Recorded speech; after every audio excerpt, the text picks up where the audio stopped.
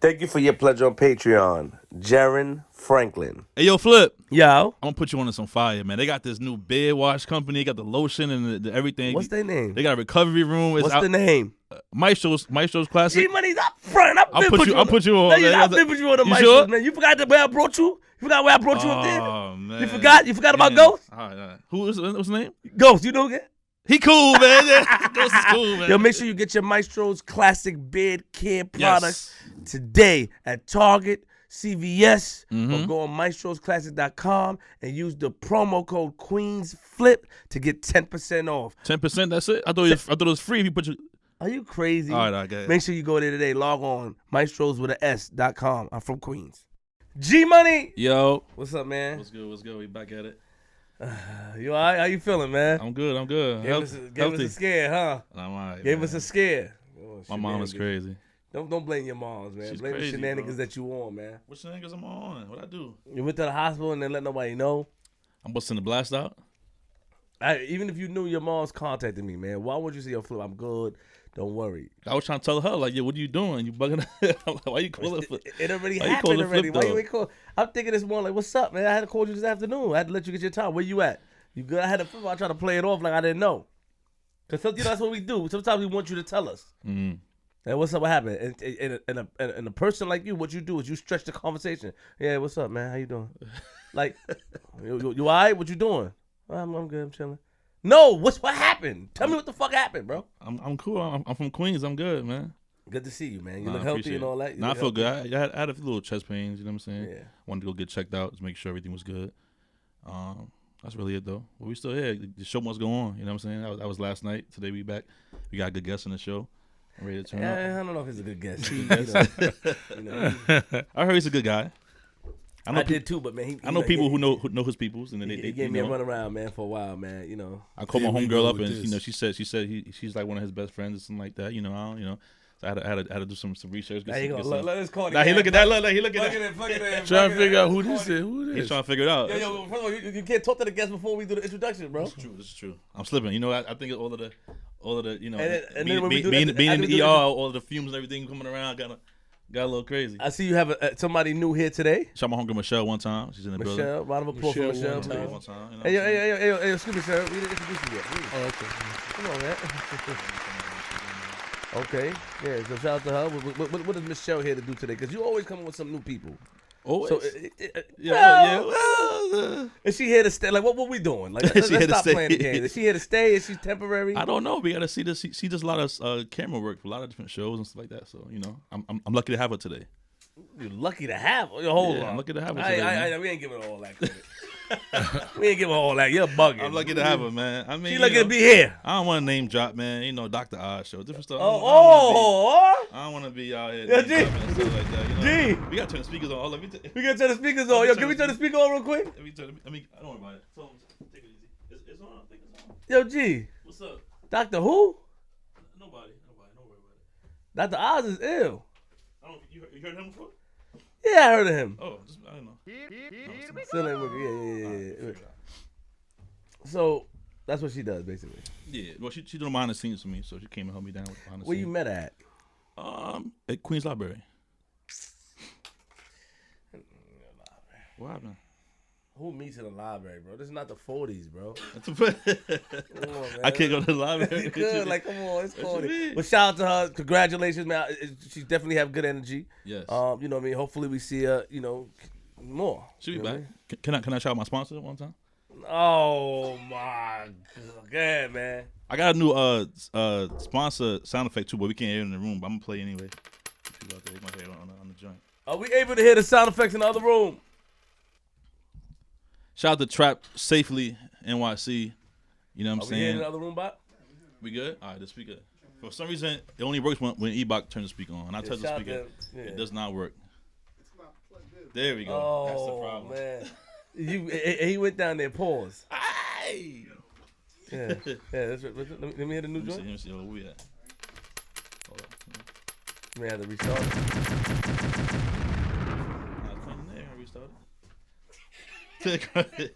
Don't sell no crack over here, Bach, please.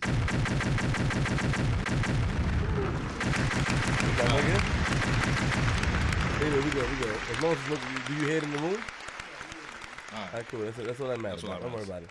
Anyway, shout out to today's sponsors for me, not for Flip, because he doesn't take sponsors too much. Yo. But shout out to Trap Safely NYC on Instagram. You know what I'm saying? Hold on. Wait, stop. Are they paying you good, bro?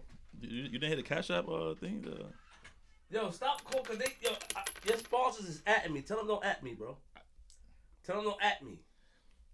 They sponsor you. They're not sponsoring the show. Don't at Queens Flip, y'all. Just at me. They atting me on some disrespectful, like, yo, we got him and all that. Like, don't do that. Don't disrespect me like that.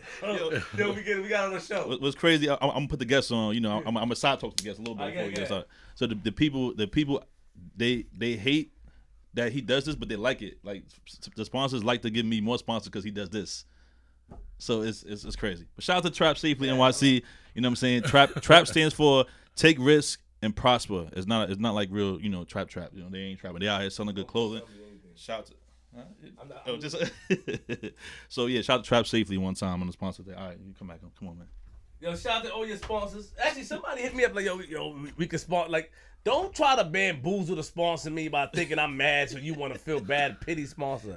If you stop playing, we sponsor you, man. Get out. Who are they talking about, man? Flip gonna let sponsor who he want to let sponsor. That's what he gonna do. Nah, but shout out to your sponsors though. Obviously, you know, you've been having a lot of that. You've been doing a great thing. You know, it's funny, and we're about to get to our guest, but in corporate world, you know, it's supposed to go through certain channels, but you go straight to the horse, and you're not telling us how much money you're making. You're just. I have an assistant, so it's not coming straight to me. They gotta go to the email and talk to this person, and that person. Well, we talk about the money, the transaction, and the money. What you want? I mean, what you want to do? How much you want to give you a cut? I mean, which one you want to give me a cut or something? What you want to do, man? What you doing over there? Hold on, you want to give me a cut or something? So wait. What? How much? What are we doing, man? Is it looking? Are they taking care of you? Yeah. G Money. Yo. Episode 137. Nigga, we made it. We got a special guest. Yeah. What's up? Yo, hold up. What's up? Let's introduce you, bro. My man, BX in the building is BX. Yes, sir. BX and B-Nex. Heard you. Sold not for sale. You already? One of the leading. I don't know if you consider himself an activist, but I do. I call myself a Raptavist. A Raptavist. The leading Raptavist in New York State. My man Mysonne, the general in the building. Mysonne, what's up, man? What's happening, Flip? I'm here, man. I'm here. It took you a while. I'm here, you know. It took you a while to get here. Welcome. Good things come to those who wait. I'm here. Oh. You know what I'm talking about? Nah, G, chill. She don't hype it, G. I know it was good. It came smooth. Yeah, pause. Hey, Damn. How you doing, man? How's everything? Welcome to Flip the Script. Appreciate it, man. Thanks for having me, though. Thanks. All right. Welcome. So how you feeling today? Because last few shows we kind of been back and forth. You want to go right to you want to jump right into the water, the hot water, or you want to ease them in on the show? Pause. Nah, I definitely want to take our time with this. Okay. He's a guy that knowledgeable. I want to take our time. I want us to go, the format. All right, the regular cool. format, because we did switch up the format. Yeah, I just want to make sure. You know what I'm saying? Got you. Yes. All right, so we already heard you from the Bronx, born and raised. Born and raised. All right, so take it back to your childhood one time. Take it back to Mysonne before the Raptavist, before the deals, before the disc records, and you know what I'm saying, all that stuff. Born and raised in the Bronx, High Bridge section. Grew up in the hood pretty much. What was the household like? Both parents in the household? Or? My father died OD'd when I was 11 years old. Oh, wow. Where I found him dead on my couch from an overdose at 11. My mother was running around crazy after he died. So from probably the age of 11 till I was grown, I was on my own pretty much. I had a younger sister and I pretty much took care of everything by myself. So it's just you and your sister? That's it? Yeah. Matter of fact, my sister, until I was, my mother had 2 more kids when I was 18. So my younger brothers came when I was 18 years old. Take us to that day though, real quick. You mentioned you witnessed your pops OD. I didn't witness him OD. I just found him dead. Found him dead. Okay. It's kind of crazy because the story is the day before I found him dead, he was supposed to meet me to take me shopping for school. So we wasn't living in the same house. He was living in our house, and we was living in my grandmother's house. My mother and father were separated. So I called him all day, and he wasn't answering the phone. I just had this crazy feeling like something was wrong with him. So I remember, probably 8 o'clock at nighttime, I'm calling him. He don't answer, and I just bust out crying. I'm just crying like crazy. My mother's like, "What's wrong? There's something wrong with my dad." And she's like, "Why? Why are you saying that?" I'm like, "I just know. I just feel it. Like, there's something wrong with him. Like, he don't just not answer my calls like this." You know what I'm saying? But it was bigger than that. I knew something was wrong. Right. So the next day I went to school. She's like, "Well, I'm gonna go check on him." But the whole day, I just knew he was dead. It was the weirdest shit. The day I went to school, we have recess time, and I'm talking to my friend, my best friend, who passed away actually in a car crash. But I'm talking to him. He's like, "What's going on?" And I was like, "Your son wrong, my father. I think my father died." I remember saying that shit to him, and probably 15 minutes after that, my mother knocks on the door. But I just kept looking at the door because I knew she was coming. I knew she was coming to tell me some bad news, so I'm watching the door, waiting until somebody come to tell me something's wrong. And next thing I know, she came, and said it. And I don't think I was surprised. I didn't even cry after. I cried so much the night before that I didn't cry from there. You know what I'm saying? I think I had already came to terms. So when we went to my house, and before any of the coroner, police, anybody had got there. No, the police had got there before the coroner got there, though. So I was standing, we was in the hallway, and they didn't want to let me go in the house. And I was like, I need to go in. I want to see my father. You know, and I remember just seeing him there. His body was had already rigor mortis. I think he was dead for a day or two already. So it was it was different. It was a different situation. Were you close to your father? My father was probably the closest person to me. What's your background, ethnicity? Where are you? I'm black. I'm black. Down south. Down south. Got it. And you were close. You were close to him. Yeah, real close to him. And him and your mom was going through issues. That's why they went. You went to move at your grandmother's house. Yep. And then he stayed at the house. Mm-hmm. Wow. And then where did that put you in your mind frame? Seeing him that day like that. Where did that put you? Well, it always put me because all the time he always would say, "Yo, you when I'm not here, you the man of the house. You know, you the man of the house." He always was big on manhood and taking care of your sister and your mother. He always, even from a young age, that was something he instilled in me. So at that point, I just kept saying to myself, I got to take care of my mother and my sister. My dad told me I got to take care of them. So immediately my mind frame just kicked into that. You know? So did that turn you to the streets, or I mean, the street, it was nothing else. We ain't have nothing. Poverty turned me to the streets. It wasn't so much of that. It's just understanding that we on welfare. My mother's in the streets, still getting high. My father done OD'd. It's just me and my sister. How we gonna eat if I don't get in the streets? I have an honest question, and I never, and this sounds crazy, but when a kid living with a parent that gets high, what changes in the household? Can you be? Because some kids weren't able to tell. Mm-hmm. I don't know. Are you able to tell your parents? Oh, I was, because everything about them changes. Their whole energy changes. The way they look, the way they talk changes. There's a certain look that they have that they don't even, when you're young and you go through that, they don't even want to look at you because they know that you could tell. You know what I'm saying? It's a shame look that they look at you. They try to stay away from you and avoid you because they know that you can tell after a certain time. So yeah, a lot changes. The conditions in your house change. You know what I'm saying? They not home 2 or 3 days and shit like that. Things change. You realize that. So at what age did you kind of realize that your parents were on drugs and stuff like that? Probably I want to say probably 9 or 10, 8, 9, around that age, I started to be able to tell the difference and see something was wrong. Did you view them differently once you kind of figured it out, or you kind of just okay, you kind of just dealt with it and kept pushing? I mean, I guess I kind of dealt with it. You know, it wasn't much else you could do. You know, Right. you know, they were still your mother and father, so they were still in control of me. I was young, but I was forced to like grow up fast. So you know, you angry, you mad, you embarrassed. You know, it's a bunch of little different emotions that you go through. Moving forward, you know, your father passes away. You in the streets now. Like Mama Love is outside now. Do you have any friends that's in the business? What part of the streets you come in? Do you become a hustler? I mean, do you become I was always stick-up kid? Like when I was young, we more was into sticking up in the Bronx and robbing and doing shit like that and stealing. We used to call it thieving. And when we was young, we used to like go to 42nd Street and rob video games.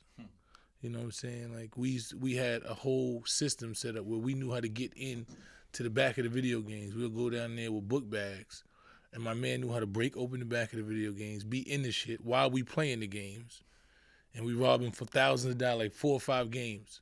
Man. You know what I'm saying? We would that was one of our main hustles. Or we do shit like I was always the youngest one. We had like 3 or 4 of us, and I would bump into somebody, and he'd try to pick on me. They'd jump on. We rob like. Shit like that when we was young. That was the main thing. And then my other friends, when they started really selling drugs, I really wasn't into selling drugs because of the shit that I was going through in my house. So it was like I was conflicted. It took me to damn near like 19 to actually get into drugs. You know, the rest of the street shit I was more into, but drugs, like some shit I just didn't want a lot to do. And 2 of my best friends was like the niggas that ran the block. So I remember when they first started, they was like, yo, we gonna get rich with this. And I was like, what the fuck is that? It's crack. Niggas showed me some shit. I'm like, what? And then when the way the shit started happening in the hood and when my mother and them was getting on that shit, I just didn't want them to do it. It didn't go with my moral compass at that point. You know, so I watched them niggas blow up and own the block. And they were like, yo, you wanna, but they didn't really want, but I was always the smartest, the most athletic, the nigga that they was like, yo, we gonna give you money, whatever you need, you good. You know what I'm saying? So, but we was all in the streets. So I was always athletic. I was good with my hands and fighting. I had a quick temper, and these was my best friends. So they ran the block and hustled all the shit, and they was my best friends. So just by osmosis, I was just in the streets all the time. So when you started, when you started getting into the whole rapping and stuff, as far as like it started with battle rap, yes? I don't know if it started. I was rapping in high school. You know what I'm saying? My boy Doc was one of the first person. Matter of fact, I was rapping before high school. I used to rap. I had a group with my man Lacey that used to live down the block, and we had formed the group. We just started rapping. My man June Brown, God bless the dead, was like probably Bronx legend. He was like one of the dopest rappers in the Bronx. He used to be like Missy's hype man and shit like that, but he passed away a few years ago. But he was so dope, and he lived right downstairs from me. He used to come to my house with books of rhymes and just spit rhymes to me all day. And I was like, this nigga's phenomenal. Like, he had melodies. He had everything that you could think of. And so after I leave him, I just go home and start writing little rhymes. And I would let him hear, and he was like, yo, that shit's kind of dope. And I never used to let a lot of people hear it. Then me and my man Lacey started going to the studio and recording shit. Then when I was in high school, my man Doc was cool with Mase. So Mase came to play. I used to go to Martin Luther King, and Mase used to go to Manhattan Center. So they had came to play us one day. And we was in the bleachers rhyming. He's like, go ahead, Mase, spit that shit that you let me hear. And then he used to always throw me in the motherfucking right in the fire, like, go ahead, spit that shit you let me hear. And then I started building confidence from there. And then my other OG, Ade, and then me and my man Verge formed a group. And then I formed a group called, The Cartel with some other niggas from across town.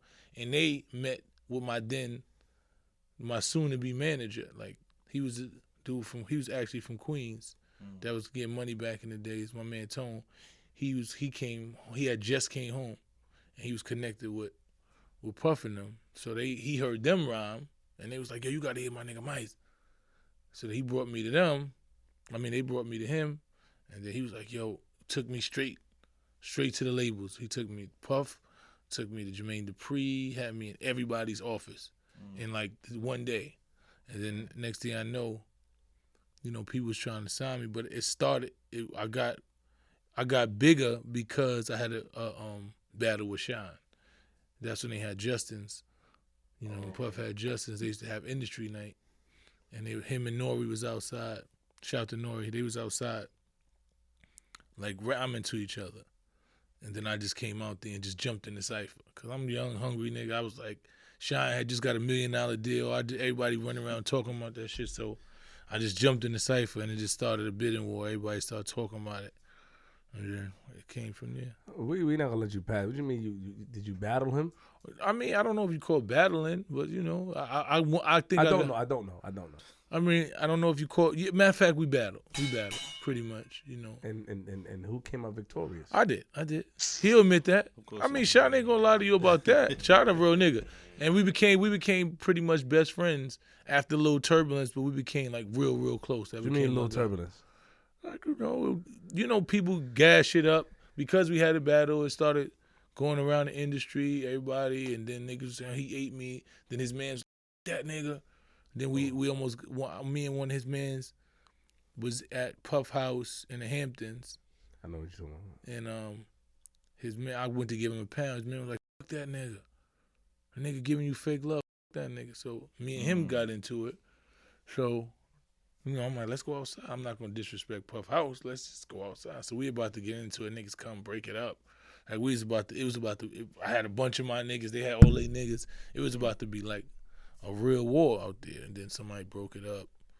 Then they pulled us to the side. Me and him squashed our beef. Then me and Shyne was running around with Mase at the same time. So we became real close. I was in the studio with him with his, like, you know, when he was doing his first album and everything. But wait. At the time, you mean when Shyne came up with Bad Boy? Mm-hmm. Mace was around, or he left at that time? No, he was running around. Mase had pretty much had both of us under his wing. That was in like 98. Like 98, 99, Mase, that's when Mase retired. I remember Mase called me when he retired. I was in L.A., and he called me and was like he was retiring, and then he did the interview on Hot 97. So you battled, so during this time, you were in the streets. Mm-hmm. Right, were you in the streets? Like, what were you doing in the streets? I mean, I stuff. Stuff? Oh, yeah, of course. So you was in the streets doing stuff, as you can say. Nigga shit. Yeah, nigga shit. But you were working your way to get into the music industry. That was your goal. I mean, I was good. So niggas always, we had a team.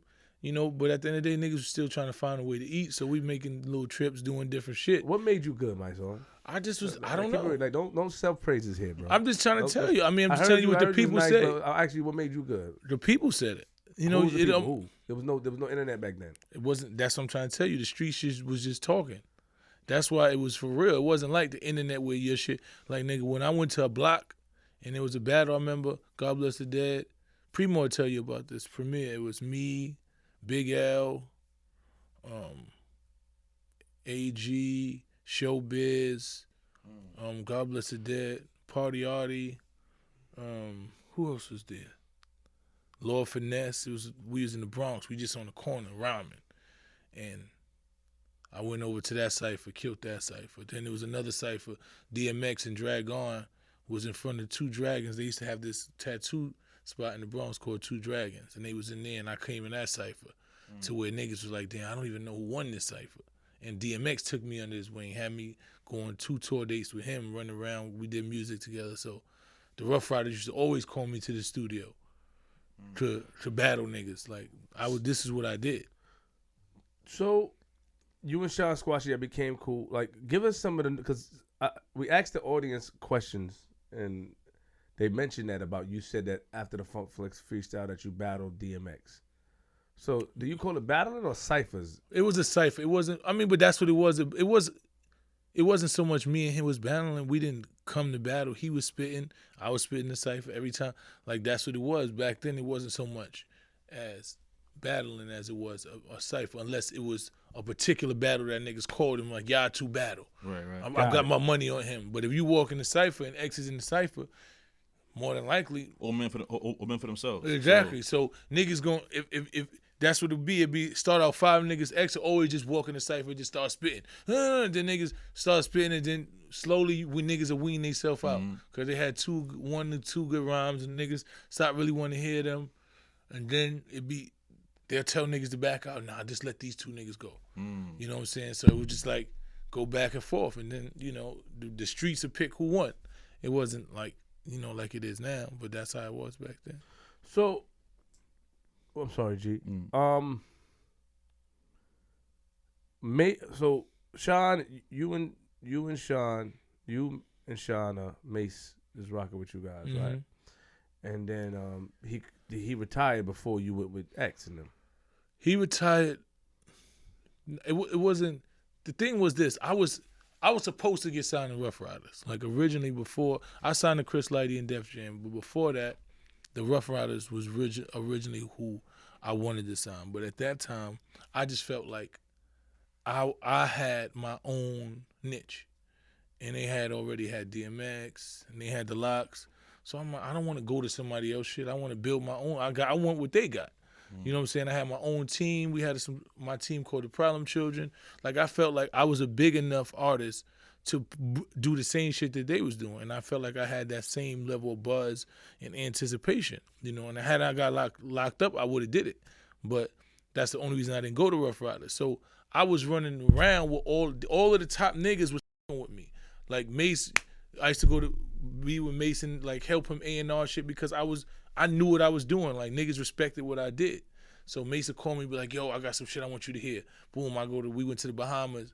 I was with him when he started doing his whole second album. Like I was like helping him. He was writing his own shit. I don't want nobody to say I ain't writing none of his lyrics or nothing, but he'll let me hear shit. I'm like, what you think? I'm like, oh, do something like this or this and that. So I was with him like that. Then when I started with X, after we did a cypher, he was like, yo, this nigga, he gonna be one of them dudes. So he was like, yo, come to the studio.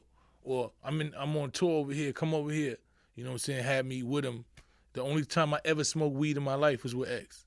In Vegas. He had me in Vegas, smoked weed, and I almost was hallucinating. So what made you want to be part of the Rough Riders then? Because they fit what I did. Like they was street niggas like me. They was D and Y was straight up street niggas. They wasn't no games. They was men. They don't play no games with you. What they word was they bond. They carried themselves the same way I did. And it wasn't too many niggas in the industry that was like that. It was a bunch of niggas that smiled and, hey, let's do this and run, and they lied. It was just a bunch of sucker shit. But before we get into that, when Mase called you and told you, because you were with Mase and you did the thing with X, and then you said you was hanging out with X. But when Mase called you and told you he was going to retire, what did you say to him? I mean, I told him, if that's what you want to do, man, if that's what makes sense to you. He was like, he just tired of the shit. He was just like, just tired, man. It's like, it was right after, when was it? It was, I don't know. I don't want to say because I don't know. I don't know if it was after Lottie died or before Lottie died. I don't know what happened. I think it was before Lottie passed away. And it was just so much shit going on in Harlem, like, and he was just like, yo, I'm tired of this shit, man. It's like niggas I fuck with, niggas I came in the game, I'm beefing with, niggas that I call brothers, like, it just wasn't fun for him no more. You know what I'm saying? He's like, it's just not fun. I'm just ready to leave this shit. And then later on that day, he had did an interview on Hot Nights. He said, you gonna hear about it? And then when I got back, niggas like, yo, nigga Mase just retired. So me and Mase was always like real close. So he used to always call me about shit like that. Yeah, I saw you in the comments over there talking to his sister and shit. Yeah, Stacey's like my sister. That's family.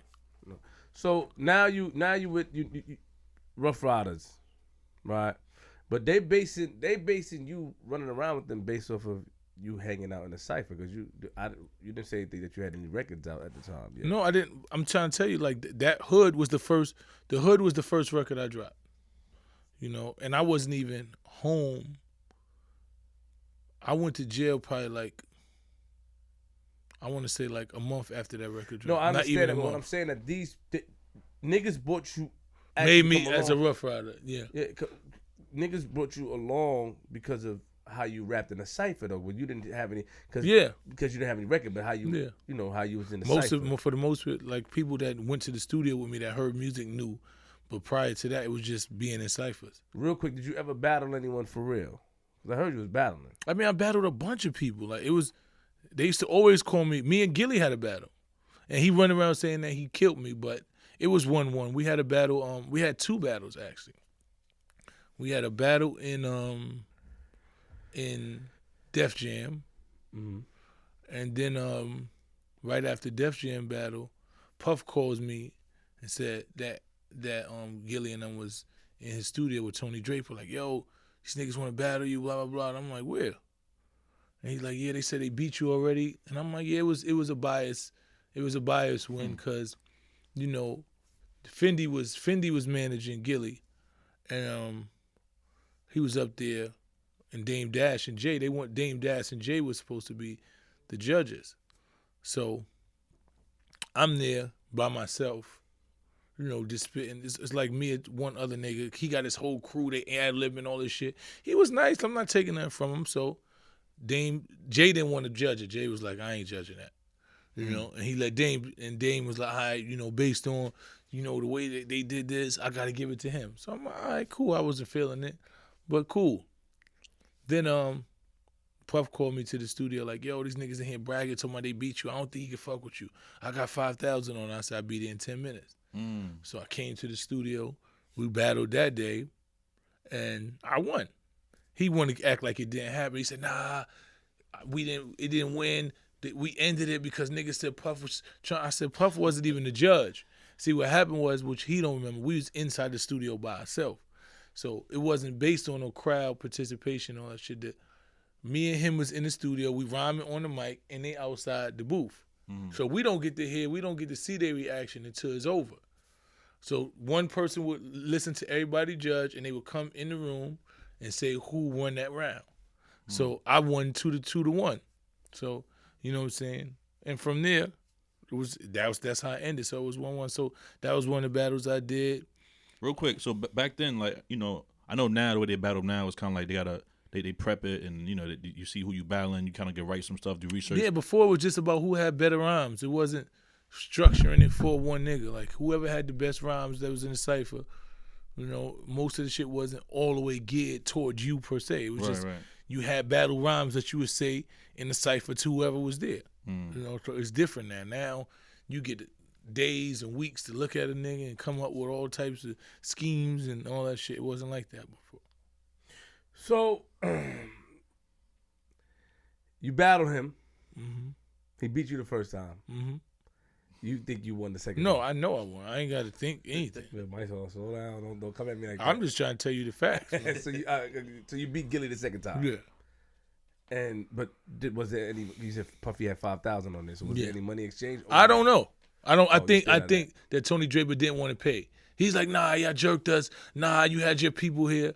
See, we ain't. And Puff was like, Puff wasn't gonna fight the nigga over no money. Yeah. You know what I'm saying? Like, these was both at that time, they was already getting a bunch of bread. So he like, I ain't gonna fight you over the bread, but you lost. You know what I'm saying? So they like, yo, he ain't exchanged no money. So I'm like, yeah, he wasn't gonna argue. Like, the people chose it. You argue and say, nah, that shit is no good. They cheating. So cool. He let it go. But I know who won the battle. So tell us now. After that, tell us how you got on the hood. Like, tell us, you know. I mean, I was nice, man. I was in the ciphers. They called me one day. I was in my house. Flip. They called me. Yo, Mike, what you doing? I got this song I want you to jump on.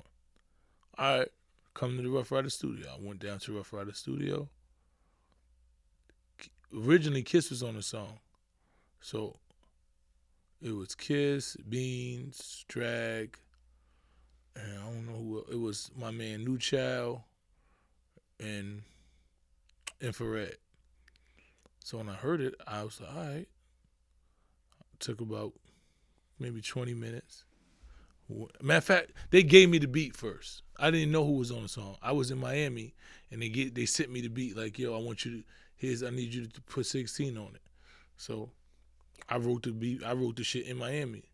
So when I got back to the studio, then probably think I was out there for Super Bowl or something. I forgot what we was out there for. And then when I came back from Miami, went straight to the studio. I actually laid this shit one take, laid the shit. Then they was like, yo, this shit is crazy.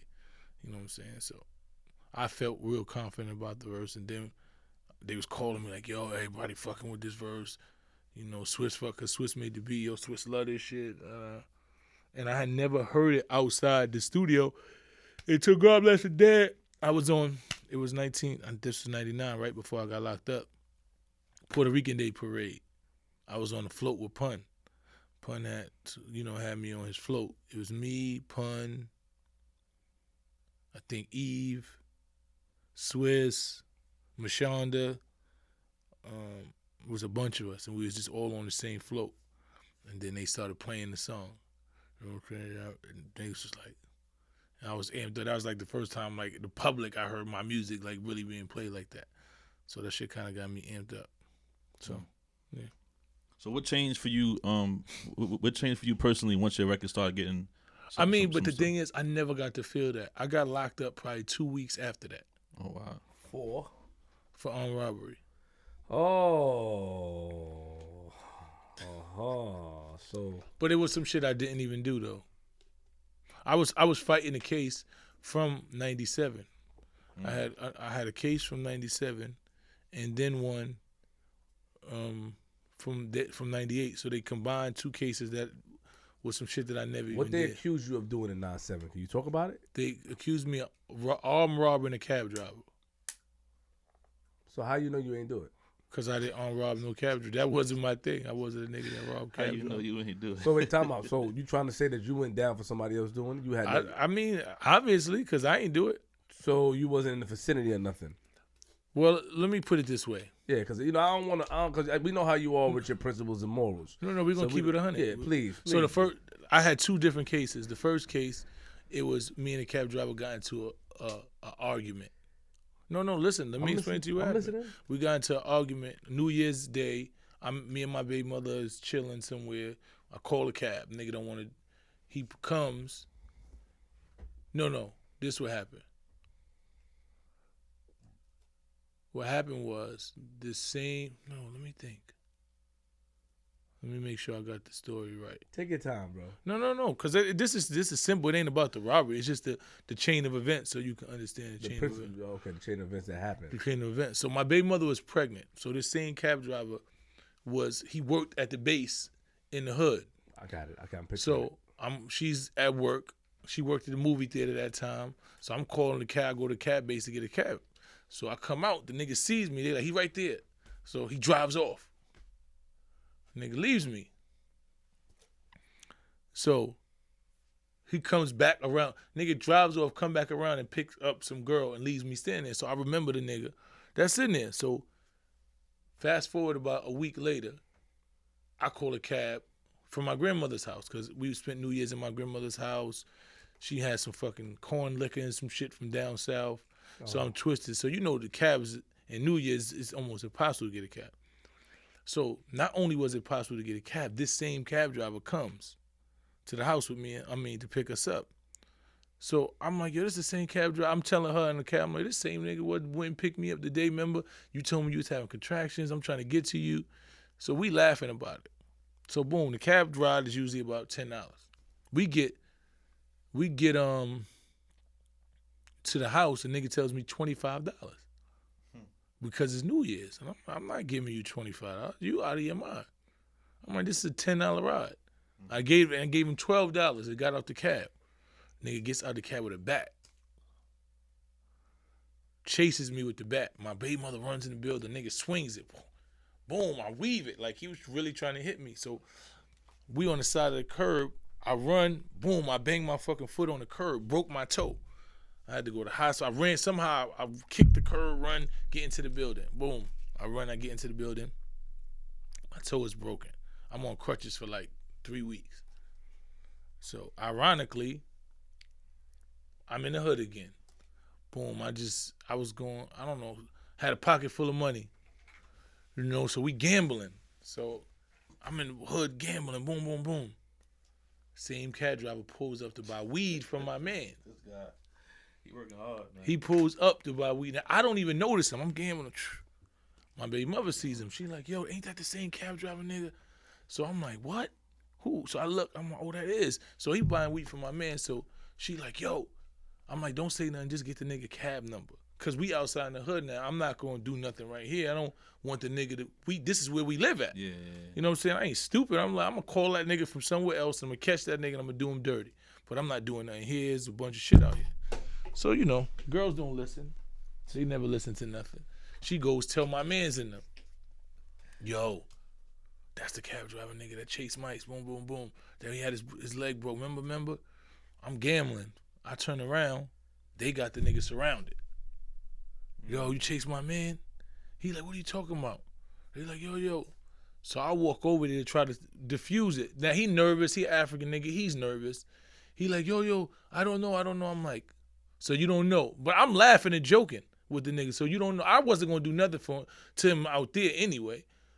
So while I'm talking to the nigga, one of my mans hit him. Drop, the nigga hit him. Boom, boom, drops him.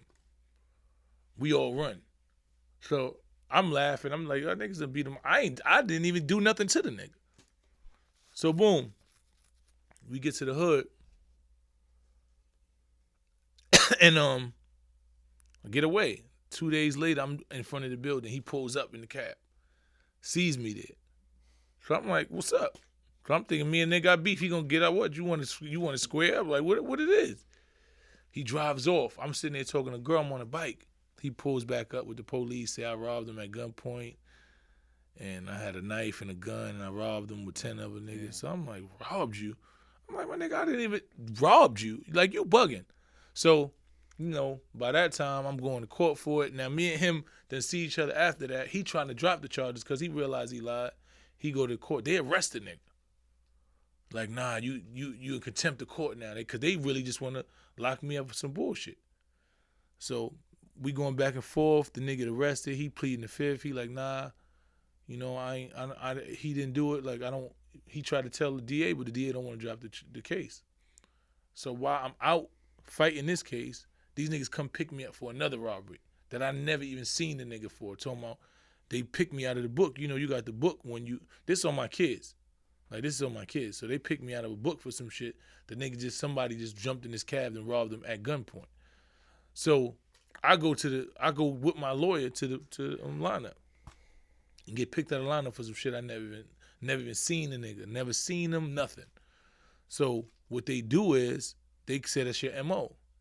You know, that's your modus operandi. So they convinced the judge to combine both of my cases and try me at one trial for both of these cases. Now, they don't have no evidence on either one because one witness don't even want to fucking testify. And this nigga, I never even seen him. All it is they word. Now, it makes it strong when two niggas is saying something.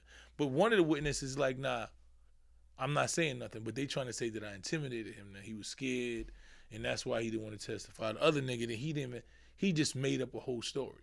He made up a story saying, I look like the nigga. He knows me because I did this and I was smoking. I never smoked cigarettes a day in my life. He out there saying I was smoking a cigarette before I got in his cab. And so everybody who knew me know, like, I was anti-cigarette. Like, my mother I used to get in trouble because I wouldn't go to the store and buy cigarettes for my mother. So at the trial, when they said that, my grandmother started crying because she was like, that boy ain't never smoked no cigarettes. Like, I used to get in trouble, get on punishment. So it was just, you know, I figured, like, I done so much shit throughout my life, karma catch up to you.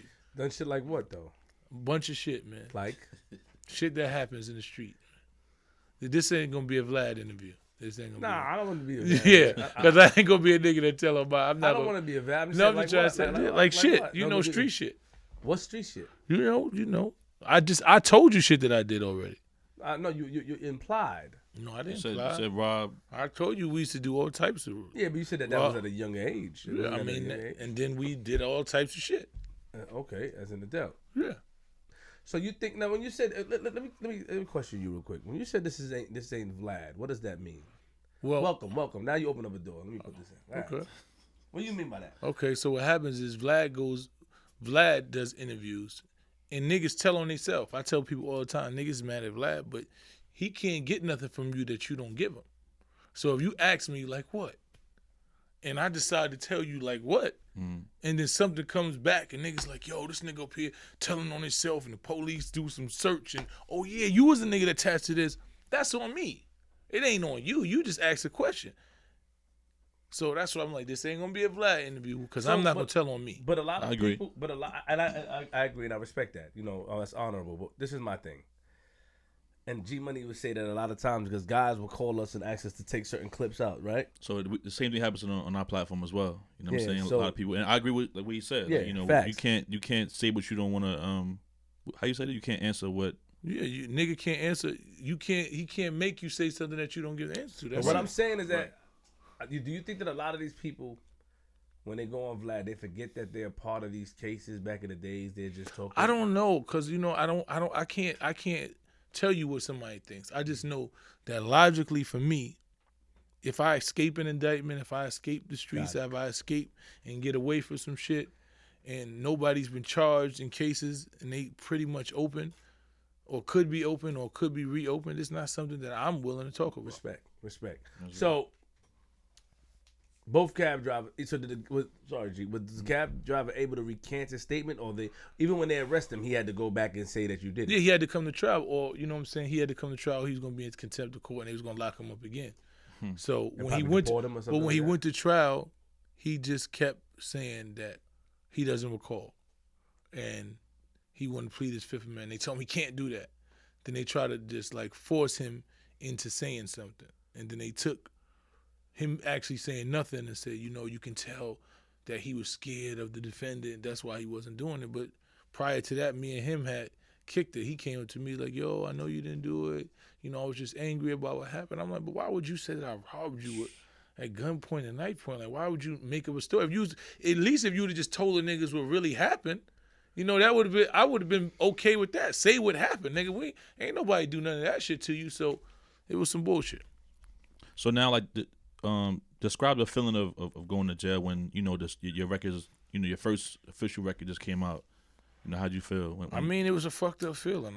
I can't even explain. Like I went from being at the Super Bowl and being in Miami recording my album. I was supposed to the day after I got locked up, I was supposed to go do the Vibrant Theme remix with Q-Tip. Wow. Right, I was supposed to go to the studio the next day to lay my verse on it, and never made it to the studio. You know what I'm saying? I was like, my whole life was changing, like before my eyes. Shit was just moving fast. You know what I'm saying? I was here. I was at the VMAs. I was at every award show, at the Super Bowl. The nigga from the hood with nothing was just moving around like that. You know what I'm saying? And next thing you know, you're in jail. Hold on. Excuse me.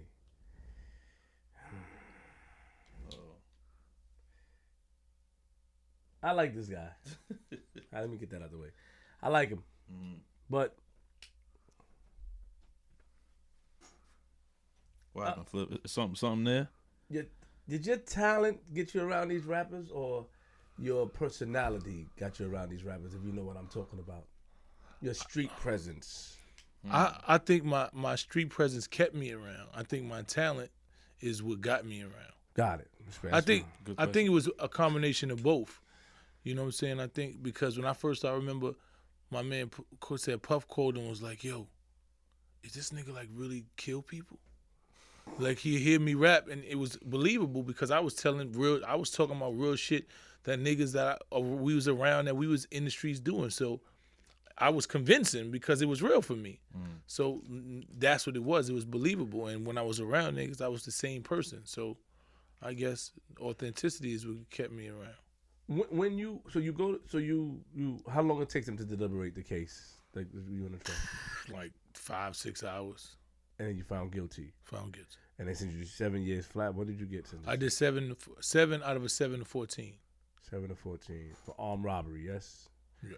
And you know, because we asked some people questions. Some of them wanted to know, you know, how were you able to transition in jail without being in a gang? Like, what was it like going to jail? Because you went to, did people know you from the music? Some did. A lot of people didn't know me. So, I mean, I never was big on gangs and cliques. You know what I'm saying? That never was my thing. I always fucked with who I fucked with. So went to jail with the same thing. And when I first got to jail, you know, it was a lot of cliques. That's when the Bloods really started getting big in jail, and it was a lot Latin Kings. It was mainly Bloods and Latin Kings. It wasn't really no Crips like that in jail when I was there. And it was a couple of them, but not a lot, as much as it was Bloods. But I didn't want to. My thing is I got with you, Like it was a bunch of blood niggas that was cool, but it was some niggas that I wouldn't even talk to in the street. So I wasn't gonna risk my freedom and say I'm attached to you when I don't even like you. Or you niggas go in the yard doing dumb shit and somebody call you, that's the homie, we gotta do this. It didn't make sense to me. So I attached myself to niggas that I with, saying had the same. Some of them niggas was like a lot of the blood niggas was from my hood, you know what I'm saying? Like Pistol Pete and them niggas, like they grew up around me. Like I grew up around all of the niggas from Castle Hill and Soundview. So these was mostly my family. So they was like the head niggas in a lot of these jails that I was going to, or they was the OGs or niggas that I knew. I came from under that cloth. So, but I didn't want to do that. These was my mans. I'm like, I was cool with them niggas before it was blood. Like these is my niggas, so I don't have to join no gang. You know what I'm saying? So that was just my mindset. It was not saying that it wasn't just for me. You know, gangs was just never for me. You know. You met your best friend in jail as well, didn't you? One of my best friends. One of your best friends in jail. Yeah. How'd you guys meet? We met when I moved down to medium status. I went to this jail called Orleans Correctional Facility that's in Orleans, New York, like between Rochester and Buffalo. And he was there, you know what I'm saying? And he was like me. He wasn't with no gang. He was thorough dude, worked out, played sports, you know, mind his business, wasn't in no bullshit. And we just immediately clicked. We met each other, started working out together, you know what I'm saying, and just bonded to have mutual morals. Like, that's what it is for me. Like, I don't give a fuck about the rest of the shit. Like, morally, we got to be on the same page. You know what I'm saying? If I connect myself with you, I got to know that you ain't going to do no shit that reflects me negatively, that makes me look whack. Because I'm not going to do it to you. If I say something, you know that I'm going to live and die by my word. So I got to have the same feeling about anybody that I connect myself with.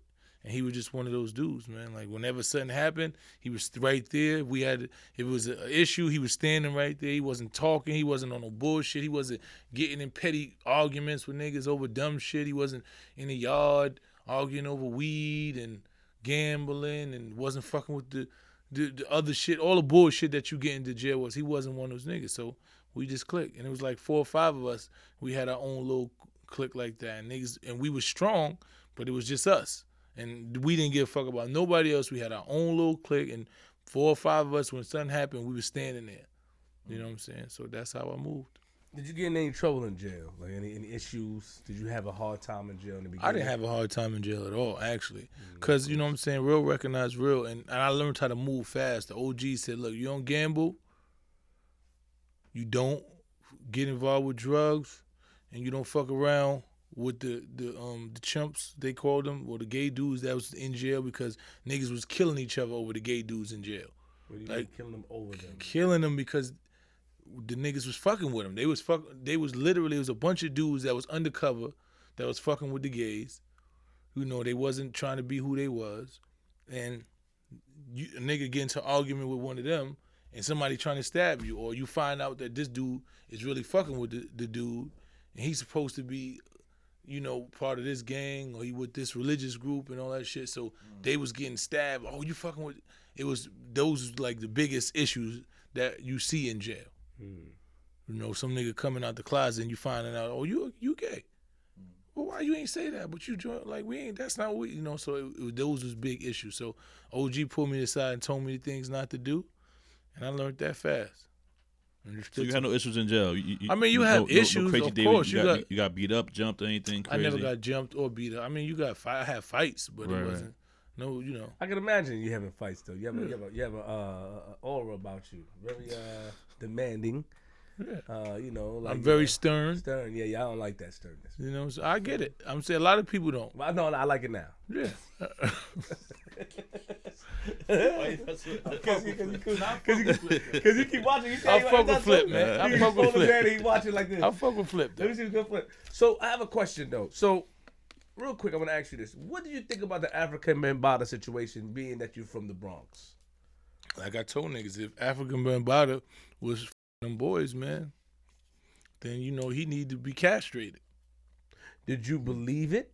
Are you one of the people that believed it, or you like you? Cause I don't know. I don't know whether to believe it or not. What I will say is when Hassan Campbell came to me, you know, I was at a protest in the Bronx, and he came up to me, you know, and this is some kind of diesel dude saying he just came from jail. I f with everything you do, and he looked at me in my eyes like, yo, Bambaataa did this to me. Like, yo, I was a little kid there, and I'm like, it caught me off guard, because I'm like, why are you telling me this? Like, I don't even know you, but he was sincere in this thing, and it felt like I really f with you, and I feel like you a stand-up nigga, and I don't know who else, like, I don't really talk about this, but this is something I wanted to say, and I'm saying he didn't seem like he was lying to me.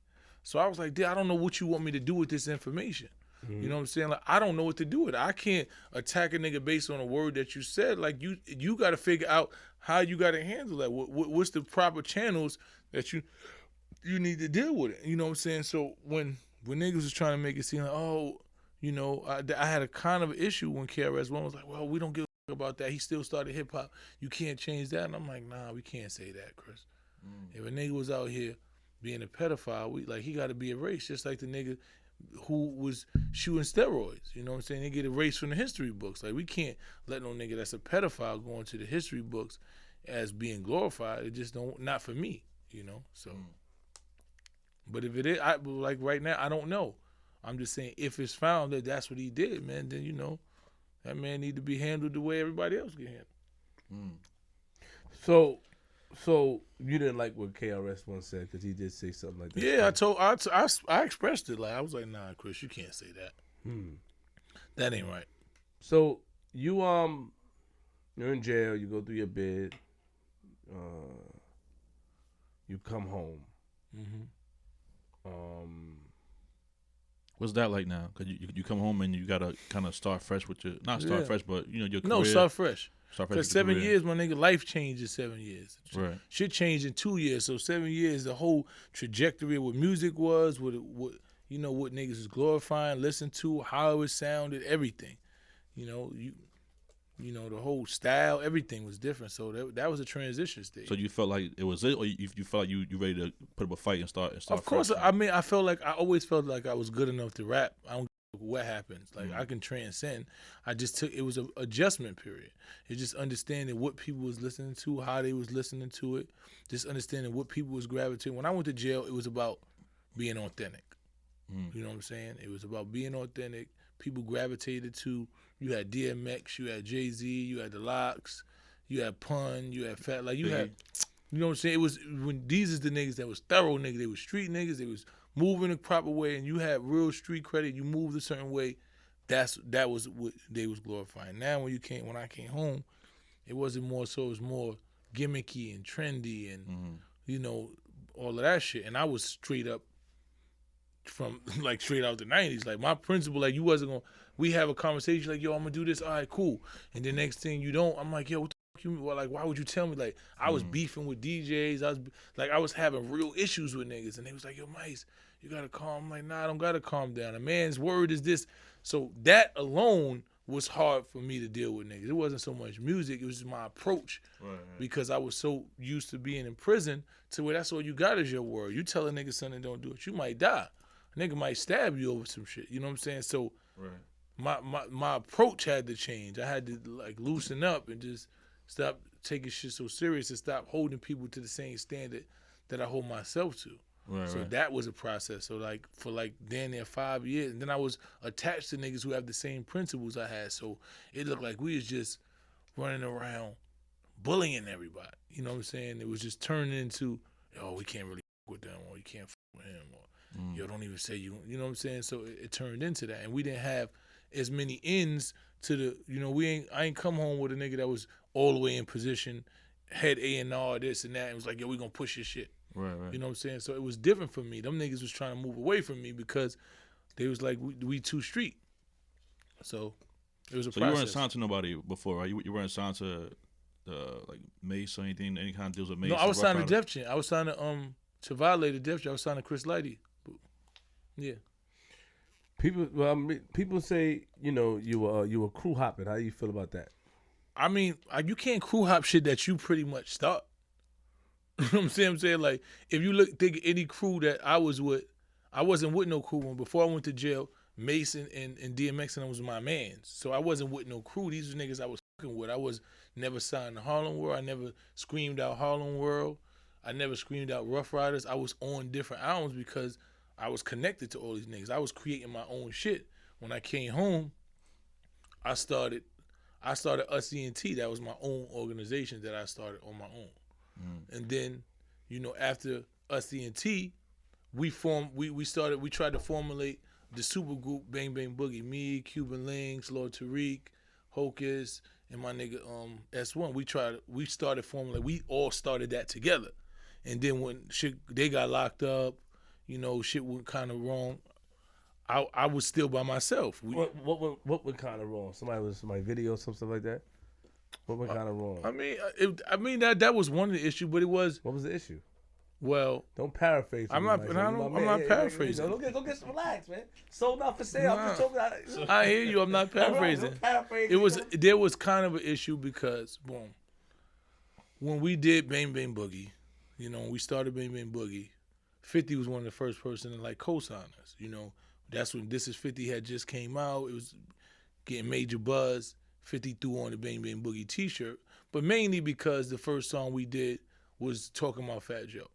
Now, everybody on the song pretty much, besides myself, because I never had an issue with Fat Joe, like I tell niggas all the time, was talking about Fat Joe. And I told them from the beginning, like, I don't got an issue with Fat Joe. So I'm not getting on no record dissing Fat Joe. So I don't want niggas to think I'm not a part of a nigga. So every time they ask me, I'm like, I don't got no issue with Fat Joe. Joe is my man, but I'm moving with niggas because I just came home from jail. I'm trying to figure out how to eat. Ain't nobody throwing me a bone. I'm the niggas fuck with me. So as far as no beef, I don't even in no beef shit. I don't got no problems with Joe. So we did the song, and a lot of the niggas on there was talking about Joe. So 50 and Joe was beefing at that time. So he, you know, he's strategic. He said, "Oh, okay, the Bang Bang Boogie boys. Yeah, them niggas don't even fuck with Joe. They from the Bronx. Them niggas this." He threw an alley-oop. So the shit started going viral. You know, the whole Bang Bang Boogie shit started going viral. So. But 50 wasn't trying to sign us as a group. He was, you know, he utilized the situation for what it was, but he knew it was a bunch of uncontrollable street niggas that, you know, I fuck with them, but I ain't trying to sign them niggas to get into no whatever deal. I'm doing my own shit. I already got my own group over here. Like, I ain't really trying to get into that. He was having conversations with niggas, and niggas like, yo, 50 needs to sign. I'm like, 50 ain't gonna sign us, man. I'm telling y'all he not. But out of respect for what he did for us, I appreciate it. He threw niggas a loop when nobody else was throwing the oop. So at that, then right after that, he started beefing with Rick Ross. So when he's beefing with Rick Ross, you know, Rick Ross comes to Castle Hill to shoot a video. Now Ross is my nigga, but I'm not getting involved with you and 50's beef when 50 is a New York nigga, and he a nigga that threw a oop to us. I'm not going to get in the video. Niggas call like, yo, Ross want to shoot a video in Castle Hill. I'm like, why would I shoot a video with Ross and he beating with 50? I'm not getting involved in that. 50 he did right by us. Even though he ain't signed us, he did right by us. We gonna look crazy just being in the video with Rick Ross after we was just shouting out 50 and he had on Bang Bang Boogie shirt. Like, I'm not doing that. You know what I'm saying? So niggas like, nah, you right.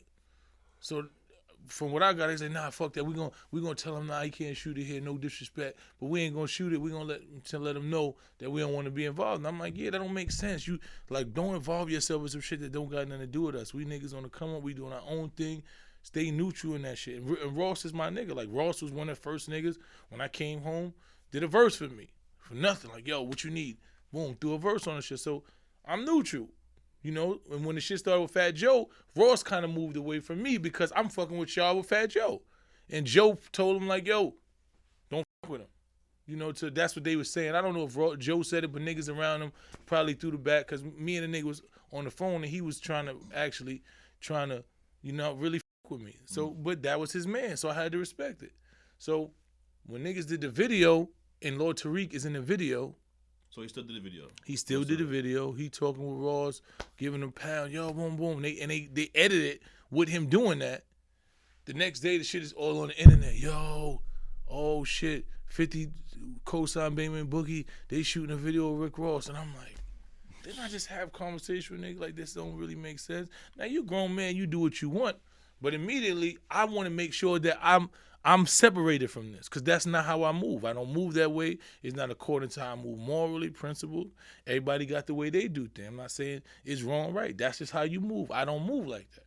So I went and did a blog, because I had my own little blog called Real Nigga TV. So I was on there. I'm like, listen, just want for clarity, I do not co-sign that move. I told niggas I wasn't involved in that. That's not something I would have did. Niggas moved on their own accord. That's how they doing. Both of these niggas is cool with me. I don't got no beef with 50. Don't got no beef with Ross. But I would have never gotten that video because niggas pick his sides. 50's a New York nigga, regardless of what. And he looked out for us. Right. We should have just remained neutral in that. So I just want niggas to understand. It ain't no shit that I co-sign. Hold on, though. So I get that movement. But prior to that, you said they did a record. Well, you guys did a record dissing Fat Joe. And you didn't say anything about Fat Joe, but you on the record. Does that make you... No, because the record was hot. Oh, all right. You understand what I'm saying? Niggas just chose to use their verses to go at Fat Joe. You can't do that, myself. Stop it. How? Stop it. It's the same thing. Stop it. So listen to me. So stop it. All right, so let's think about this. Let's talk about it. Let's talk about it. When that's the same reason that 50 and Joe was beefing. Right? 50... New York, yes. Over New York. Yeah. Joe said, I ain't say nothing about the nigga. This my man. I'm on a song with him. I'm not going to get on a song with my man because y'all beefing. That's y'all thing. So it's the same principle. And it is. And I was clear about it from the beginning. Every time I was clear. Like, yo, I don't have no problem with Joe. Joe is my man. I fuck with Joe. Like, Joe, when I came home, Joe was one of the first niggas on the radio shouting mics out. But at the end of the day, Joe wasn't trying to help a nigga eat. You know what I'm saying? We cool, but nigga, I'm just came from jail. Ain't nobody saying, yo, we gonna put you in position. Yo, let's jump on this record. I'm sending niggas records. Nobody jumping on them. At the end of the day, I'm with the niggas that with me. So you cool with him, but not cool enough to not do that record. You like, all right, cool. He ain't reaching out, so I'm gonna still jump on a record. That's. I carried it the way it was being carried. You know what I'm saying? How do you feel I don't got about a the beef record? with you. The record itself was dope. Now, how did Joe feel about it? He didn't like it. I'm sure he heard it. Nah, he heard it. Of course he heard it. We got mutual friends that niggas like, Mike, what's going on? I'm like, yo, I don't got no beef with Joe. But why were they dissing Joe? Let's get down to the... Because niggas their issue was that they felt like Joe wasn't trying to help niggas on the side. And Joe wasn't trying to put niggas on from the Bronx. They was mad about Remy because the niggas from Cal. It was just a bunch of... Everybody had their own issues. Mm-hmm. I didn't have the same issues. But why do people feel like he had to... Who was he cool with that he had to put anybody on? I don't know who he was cool with. And it's not really something that I can really speak to. You know what I'm saying? But they felt like they used me. You know what I'm saying? They try to use me as like, yo, look, Joe was supposed to do this with you and this, that. But I'm like, yo, but I'm not going to diss a man because... He ain't do music with me. Right. You know what I'm saying? We ain't beefing. He ain't do nothing to harm me. You know what I'm saying? I'm not personally gonna get, but I'm not gonna. Y'all want to do what y'all want to do, but me personally, because they grown, respect. You grown men. But I thought the record and the feel of it was just dope. I went on there and put my own verse. They ain't have nothing to do with Joe. And every time we did an interview, I clarified like I don't got no beef. But my main thing is that why do people feel like that? Because is it a hood mentality? It's a hood mentality, but you gotta think about it. If you, it's just like niggas, who did he owe allegiance to? I don't know if he owed allegiance. Exactly. He didn't owe no allegiance to him. But I can't tell you. I don't know. You just don't want to say so. I don't know who he owed allegiance to. How would I know? You from the Bronx. I'm from the Bronx, but I don't know the relationship each one of them had. Him and Lord Tariq been in the game the same amount of time. That's a fact. Tariq might have felt he owed allegiance to him. Cuban, true. Him and Cuban was beefing. Him and Cuban is different, yes. So they got their own issues. So these probably was niggas that all grabbed on. And then they like, oh, Mice, you came home. He's supposed to do this record with you. But I'm like, yeah, maybe he ain't do it cool. But I'm not dissing him still. You know what I'm saying? I would love if he'd have jumped on the record, but I'm not going out there dissing that man because he ain't get on the record with me. So, So, and niggas respected that. And every time niggas did an interview and they talked about him, I said, let's be clear. If you can look up every interview, I do not have beef with Fat Joe.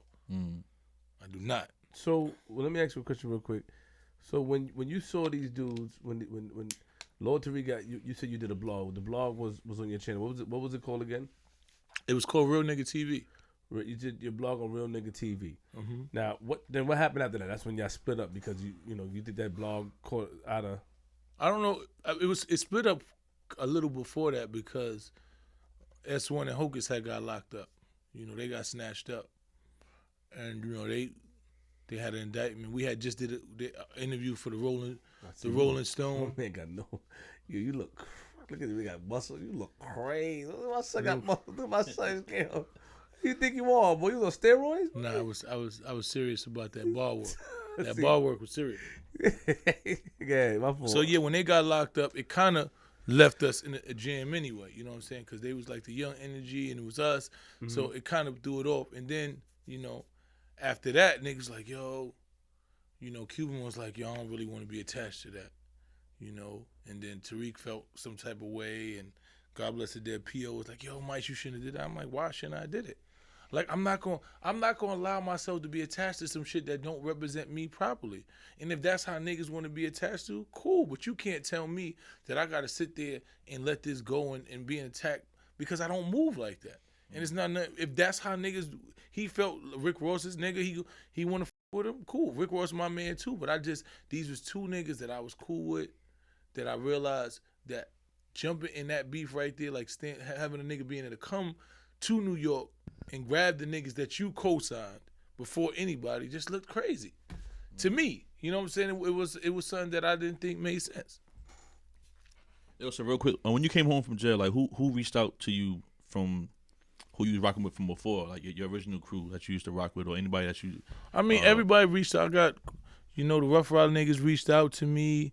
Who else? Mase reached out. Mase used to hit me up all the time. Mase came and visited me, picked me up, drove around. It was a lot of people, man. It was a lot of niggas, but it wasn't niggas wasn't putting me in those situations to eat though.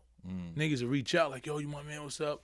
Boom, boom, you good? All right, but it wasn't niggas like, yo, I got this situation. I didn't have that. So I had my man my man Tone, like when I first came home, he had, he was with Jay Mills back then, and then that's when we had the studio. So I was still working in the studio. So besides him, it wasn't really nobody that was, but they knew that I was working with him. So everybody knew that I had to go, in order for me, you got to go through him. And he an official nigga, so you can't really play with him. Right. So he built the reputation of being a stern nigga. So, they like, damn, we got to go through Tone. We can't really play with Tone. We already know how Tone move.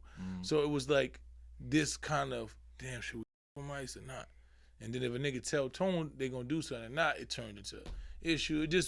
It was just a lot of shit, and I was that type of nigga, so it was like, we don't know if it's worth the headache. Right. So we just started building our own shit on our own, and we just said, F these niggas, and just started moving on. So Tone is a guy from Queens, yes? Mm-hmm.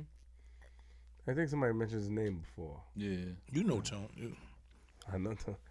If you from Queens, you know Tone. Of Tone. Was it?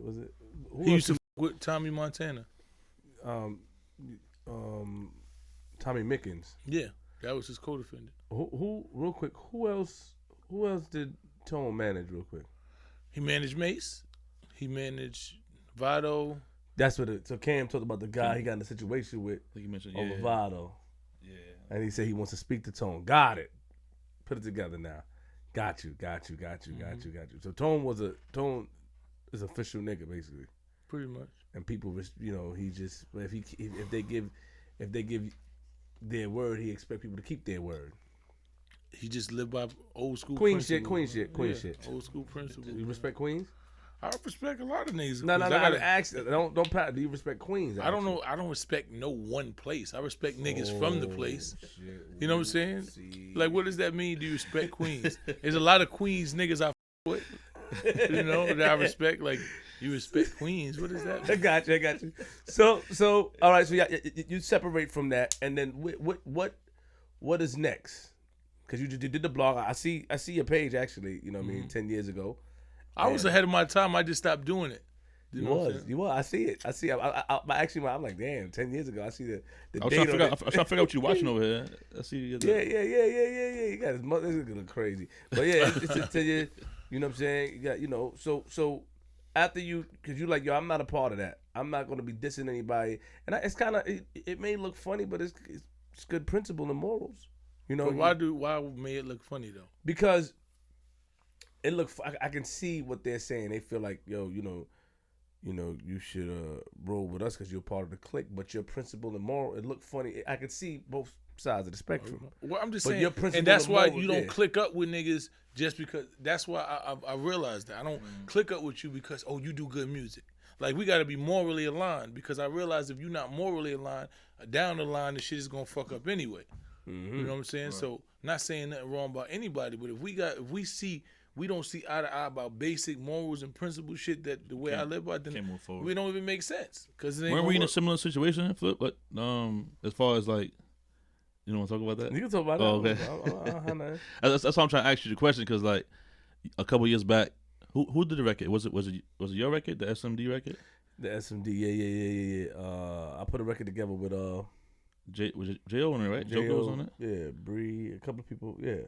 And it was called a Queen's Diss record. Yeah, that one. Yeah. So it was a situation where I think how'd it go? You had a record and someone dissed. Just a couple of people, but they thought. And we put the nigga from The Wire on there. Julito. So basically, we called it SMD, the Queen's Diss record. But it was something I was in position like that where I was DJing. They thought that we was dissing Queens, and then someone asked me to play the record, and I was gonna play I can play your record or the other record that they diss y'all or some shit, and I had to stop. Like, I can't play that because y'all talking back about them. I don't want to get involved, even though it's just a record.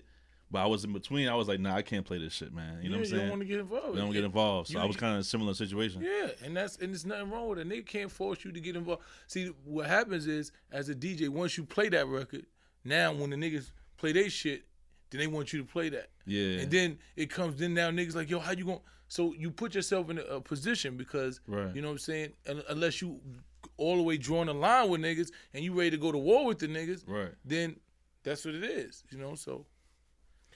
So, what like I asked you earlier, after that, what's next for you after that? After that whole situation? After that situation, then, you know, I moved on, started doing shit by myself. I started that's when I started with Game. Game called me and was like, yo, I did some remix, yo, come with us. You know, Game flew me out to LA. Like, yo, we starting this Black Wall Street shit. I want you to Black Wall. Boom, boom, boom. So I'm like, all right, cool. You know, let's see what we do. I went on tour with Game. Went on tour for we did 2 tours with him. Put out some mixtapes, you know, and then I just kept doing my thing. You know, I started doing my shit by myself because Game is an artist. You know what I'm saying? Like, he loves music. He'll have niggas around. He'll with you. He do shit.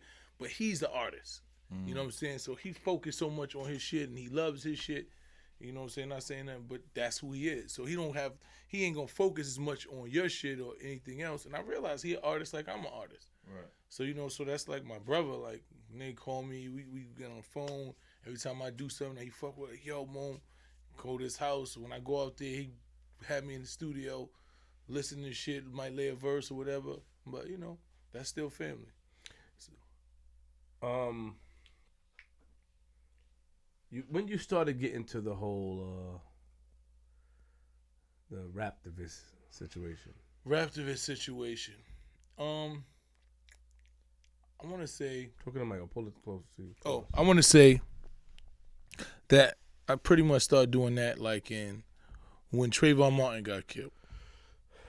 You know, that was the trigger for me. I was in Miami when they was reading the verdict for George Zimmerman, and so we was shooting this web series we was putting together called South Brooklyn. It wasn't a web series. We was trying to make it a TV show, but it was similar to Power. Like it was like it would if we would have reached that shit, it probably would have been like a Power. But we was out there shooting it, and I'm in my hotel room and they reading the verdict. And I'm like, oh, I know this ain't gonna be found guilty. This is a no-brainer. Yeah. So I'm getting dressed, and next thing I know, they say that he's not guilty. So I don't know, my nigga, like some shit just came over me to where I started crying like I was 5 years old. Wow. You know what I'm saying? Like that shit just touched me. I looked at his family, I looked at, and just understood the seriousness of that shit. And I had, my son was around the same age as Trayvon. You know what I'm saying? So that shit really touched me, I identified with it so crazy. And, everybody started coming to my room because I was crying. It's like, we supposed to be going out to like a strip club or something, but I couldn't even, it took me a minute. So he's like, come on, let's go. So I'm in we go to the strip club. I'm in here just thinking, I'm like, damn, that could have been my son. So I wrote this shit called What Do I Say to My Sons?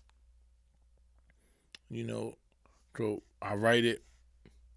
And while we drove out there, we took a big ass van out there. We all drove out there. So while we driving home, like the next day, I let the video director hear it, and he's like, "Nah, we got to shoot a video for that shit." So we shot a video for it, and that video later, with the girl who was one of my co-founders and partners in the organization Until Freedom that we just started. She was at an event she was hosting an event that I was called to give out to for Christmas. And me and her started kicking with each other. I was doing, at that time, I was Diesel, so I was doing personal training. That was one of my hustles. I was like a personal trainer too. So she's like, yo, I want to get personal training. So I started personal training her. And we started talking about other shit that I did, and I let her see the video. She was like, yo, that shit is so powerful. I know Trayvon's mother. I want to let her see that. She's like, yo, your story is crazy. You need to be like going to these schools and like talking to these kids in these detention centers. Like, I think they could really relate and get some shit from you. I got a partner who does that work. So she connected me with my friend Carmen, who runs Harry Belafonte's organization, the Gathering for Justice. And she was going to detention centers, and she was in the detention centers dealing with the kids, teaching them music, had music classes, and we were teaching them how to use music as an alternative to violence and all type of shit. So I started doing that. And while I was in there is when Eric Garner got choked. So her organization was, the Gathering for Justice was one of the big anti-police brutality movements. So she was one of the people that called for that big march that happened in New York where Eric Garner got choked. So that was the first march that I ever went to, and it's like 100,000 people there. And I just felt like that's some shit that I was supposed to be doing. Like I felt that energy, like I felt everything about it was like, this is, you know what I'm saying? Like this is what I'm supposed to be doing, like, So I started to, build my message around that type of activity, and I started to, just started transitioning slowly just, because music is my passion. Right. So, and words is some shit that I'm gifted at. So I started just utilizing all that shit and just combining all of it, and it became Raptavist. So you didn't, so you didn't worry, you didn't care about, as you said earlier, you came home from jail, you seen the game was different. Everything about, gimmicks and schemes. You didn't worry about your career taking a fall because you go into the more positive field. I never was that nigga. Like I never was the person that cared about what nobody thought about what I was doing. Right. Long as I could sleep at night, long as it morally was for me, like I always moved to the beat of my own drum. Like I didn't try to fit in with niggas. I did what I wanted to do, and that's what my heart was. So I didn't make it corny. I wasn't gonna make music that all the way with some church music that transitioned from being a street nigga to now got a bow tie, because I know that didn't really make sense.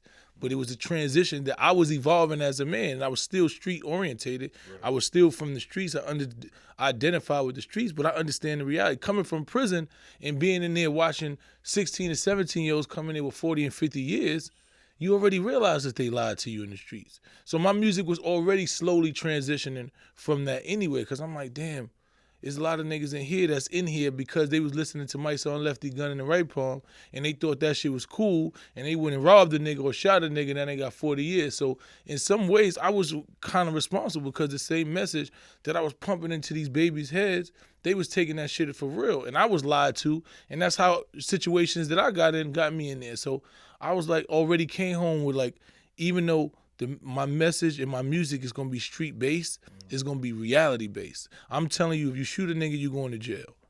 You know what I'm saying? You're going to jail, or you're going to spend the rest of your life, or you're going to die. That's the only thing in the streets. Now, when I first came home, I was prepared to do that. But then I started realizing that shit don't really make sense. You know what I'm saying? I was always telling the kids the real. I come home from jail, you got the niggas in the hood telling fake jail stories about how they was the man, and I was in the yard, and I had the gators, and my man, you know, we was up there. We was like, nobody want to hear that shit. You telling these kids some shit to make them believe that jail is some cool place, and it ain't that. You know, you ain't telling them that the CO's looking in your ass every 5 minutes. They run in your cell, strip search you, and you can't do nothing as a man. Like, that shit is nothing to glorify. So that's what my message had already transitioned to from coming home. So when I started seeing, you know, the activism shit and seeing like, damn, police is doing this shit, and there's all these people that feel the same way, and if we talk about this, it's going to stop these kids from probably engaging in this shit anyway. And I got a voice that street niggas respect anyway. So why I'm not going to utilize all of that shit to do something that makes sense that I'm more comfortable with anyway. You know? Did you date Foxy Brown? Never dated Foxy Brown.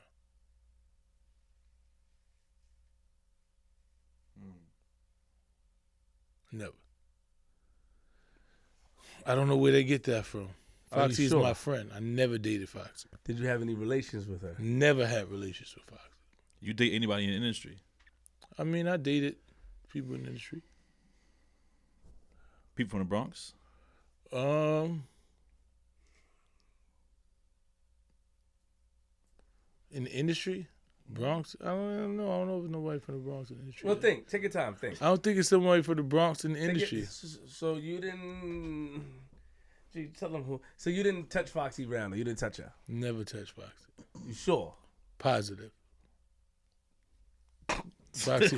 Foxy's my friend. I never touched Foxy. Yeah. Nobody from the Bronx, though. Like who? I mean, you know, we put posts up and, you know, ask questions, and people leave comments, and some of them sound crazy, but we got to ask some questions, you know.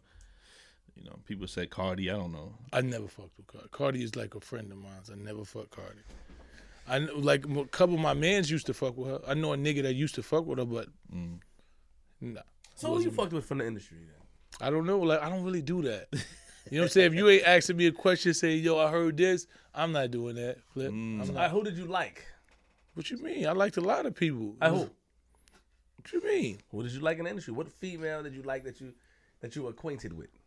That I'm acquainted with. What do you mean? I don't understand what that means. It's clear. Listen. It's not clear because you asking me, is it somebody that I know that I liked, or somebody that is in the industry that I just liked and I wasn't We're really... not talking about like them for talents. Sir. No, I'm talking about that I thought was pretty and it was like, damn, she was bad. Yes. Oh, I mean, I used to love Maya. I thought Maya was probably the baddest chick in the world.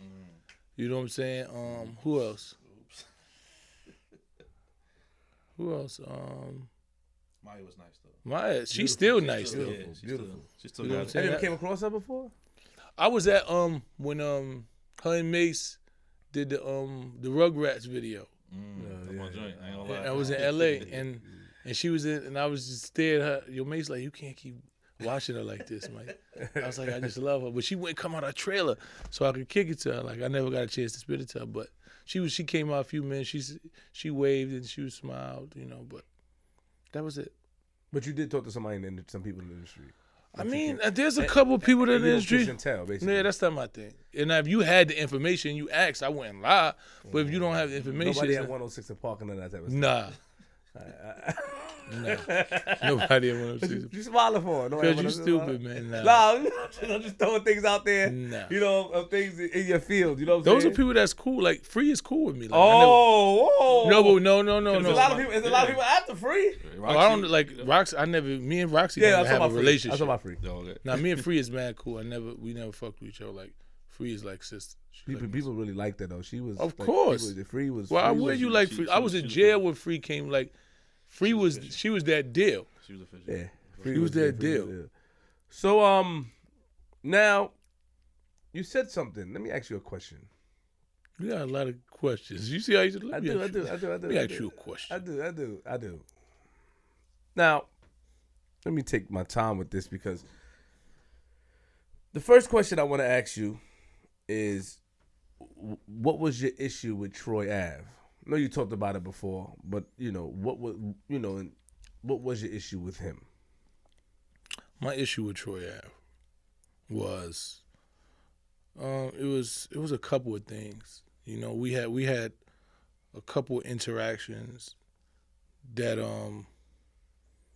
the way that he conducted himself just was opposite. Like we just didn't mix. You know what I'm saying? There was a couple of occasions that he did shit that just was, to me, that was whack and corny, and but they didn't merit enough for me to talk about it. They just mirrored enough for me to say, I just don't fuck with him. Like we just moved from different. personal encounters. Yeah, that you had from personal encounters. Like it was 2 or 3 occasions that he did shit that I was like, this ain't type of nigga I will fuck with. So let me just separate myself. But the reason why I became vocal was, when the situation happened with one of my close friend, Trife, his brother, who was Banger, who was Troy Ave's friend, and he lost his life. And however he lost it, the response that Troy Ave gave, when he was doing interviews and the way he talked about Trife and the way he talked about Banger's family, his mother, and the way he was talking down to these people after their son lost their life on the situation that he had was just out of line to me. So it pushed me. It was like, all right, you already did this shit and I let that go. And my man is calling me like, yo, you see what's going on? You hear this? And I'm like, why would a nigga do this? Why would he talk about that man's mother? Why would he talk about, yo, you don't fuck with your brother and he never fuck with, like, why would these be conversations that you would want to have while these people are grieving their son? Weren't they They were attacking him though? No, they had conversations because they were saying, why aren't you here? Why aren't you doing these things? Like, you're not at the funeral. You know what I'm saying? Like, certain things, like, you still having conversation about him, talking about him, and not even letting us grieve. Like, regardless if they talking about him, you supposed to, it's like anything. Your man lose his life. His mother's mad, but everybody mad. We like, yo, I respect, I'm not even gonna say nothing about that. That's true. Like, that's just real nigga shit. That's the school I come from. Exactly. I'm not gonna be like, yo, fuck with his brother. Say he don't even fuck with his brother and his moms. I don't know. I ain't see them do this. I put up this amount of money. I was doing like, that's not some shit that you say about a nigga that lost his life, in a situation with you that you say is a brother. Like, it just wasn't real shit to me. So it caused me to react. And then watching the whole interview and the way he was pushing it was like, this was some movie shit. Like, yo, I'm gangster, nigga. I did this and this and that. And it's just like, for what? This ain't the time for that, my nigga. Like, these kids is looking at you and they basing their life off some shit. And you not, I don't think you taking this shit serious. Like you facing life in jail, you facing prison time, and you still trying to make it seem like you did some gangster shit because you want to sell records. You want niggas to think you just this immovable object, like you just this big gangster. And I'm like, for what? For what? This is the time right now to just be like, yo, this is some fucked up shit, man. But don't wait now, after you do all that, and then when it come down, the streets is a myth. But you was just selling all of this. So it was just so many contradictions to me, in the way he carried himself, and it just was like, and this was a close friend of mine, and after having a conversation with him, knowing he not in that field, I was the person that wanted to be vocal and say something about it. So, let me see. So, the things that he did before, was it like music stuff to you? Like, no, it wasn't no music stuff. It was personality. It just was corny shit. It just. What makes it? Because it may not be corny to me. It might not be corny to you.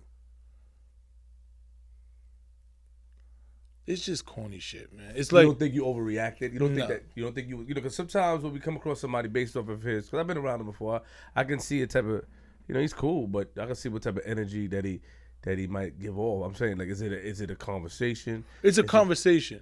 So it was a response to certain things. That's what I'm asking you. Like, did it become like a personality thing? It was a personality clash. It was on more than 2 occasions that we had personality clashes. But y'all didn't have an argument. We didn't, because I didn't push it to that way. You know, I didn't do that. Like one time we had I think it was probably a Wu-Tang concert or some shit. I forgot. It was either Dipset, Wu-Tang, or something. I think we at the Garden. And him and Raekwon is taking a picture. Him, Raekwon, I think Meth and somebody else. So Raekwon be like, come on, Mice, yo, Mice, jump in this picture. Try to jump in the picture, you know? I ain't even thinking about Troy Ave. I'm not thinking nothing. So boom, a week or two later, we in the airport. We just chilling. I'm coming. I see him. He like, oh, yo, what's up? I'm like, what's up? I get a nigga now. He called, yo, come over here. So I come, I'm like, what's up? He telling his man, he like, yo, guess what happened? Last week, I'm taking a picture with the nigga Raekwon, right? And I look at my picture, this nigga in the picture, he done photobombed the picture. I'm like, how this nigga get in my picture? Yo, you a funny nigga, how you jumped in that picture? So I'm like, what? What are you talking about? He like, yo, this nigga, he's serious. He ain't joking. You know how you joke about some shit? Yeah. I'm like, my nigga, what do you mean photobombed the picture? I'm like, and he was making it seem like I wanted to jump in the picture with him. And telling a nigga, a grown man, this. So my man looks at me like, what is he talking about? He was dead serious with this conversation though. So I'm like, I would, in a normal, I'm like, my nigga, what are you talking about? Fuck you mean? Like, you ain't serious. There ain't no reason for me to get no picture with you. Like, but I didn't do that. I just said, I laughed it off and walked it off. But like, let me just stay away from this nigga. I see how you understand? Like, I can see now. So another situation, we in the club, me and my niggas in the section. He walks in the club with his niggas, all of us standing there. He tells the bouncer nigga to tell us to move. Cause they want to stand there. I'm not going nowhere. I told the bouncer nigga that I'm not going nowhere. And then the bouncer went and told somebody else. I see him tell a nigga like, yo, them niggas ain't supposed to be up there. Tell them niggas to move.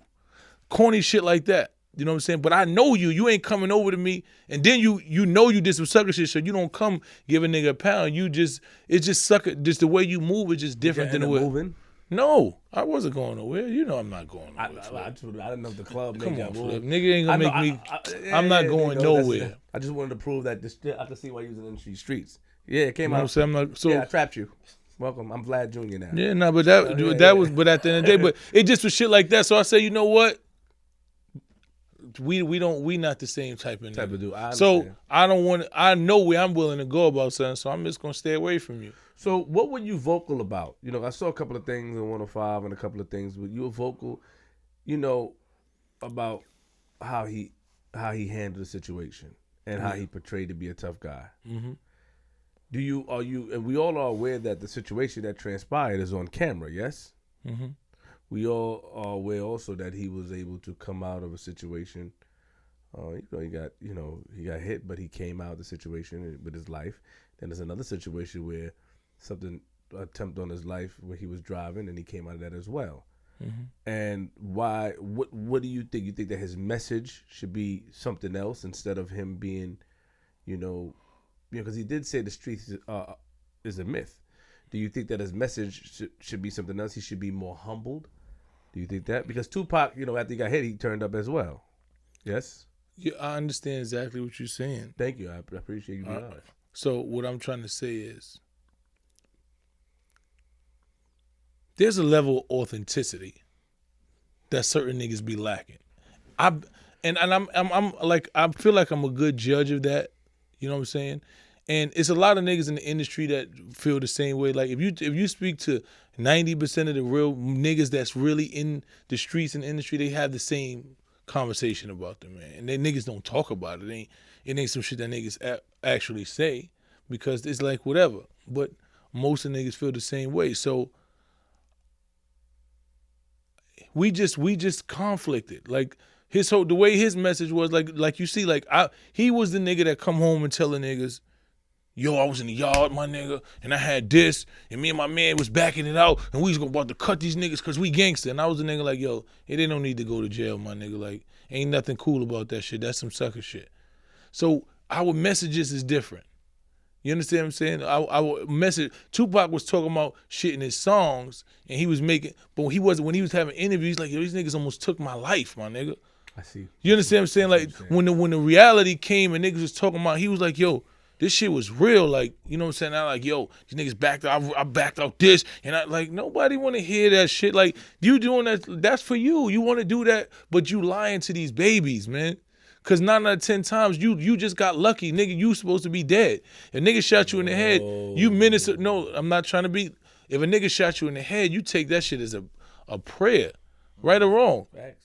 You ain't sitting there talking about, yo, I'm gangster. He's talking about a sucker nigga can't kill a real nigga. What?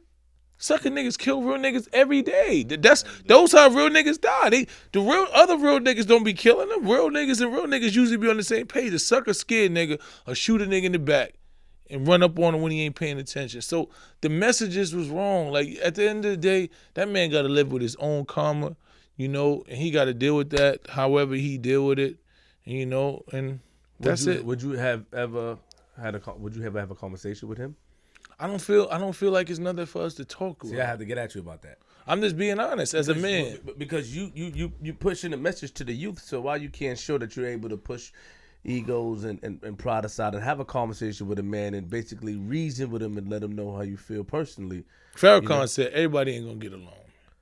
Oh, don't bring up the legend like that. Don't bring him up. You bugging. You know what I'm saying? That's one of my mentors. So don't bring him up. I'm just being honest like that. Because I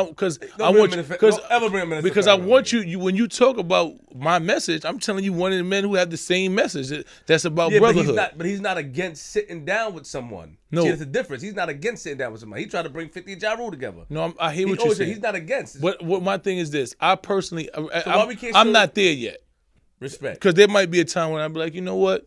Maybe we can sit down and have a conversation. Respect. Maybe I feel that it's warranted. At this point, there's nothing that he does or says that makes me feel like it warrants us to have any communication. You know, I still feel like we morally are on two different wavelengths. And that's okay, and there's nothing wrong with it. You just do what you do over there.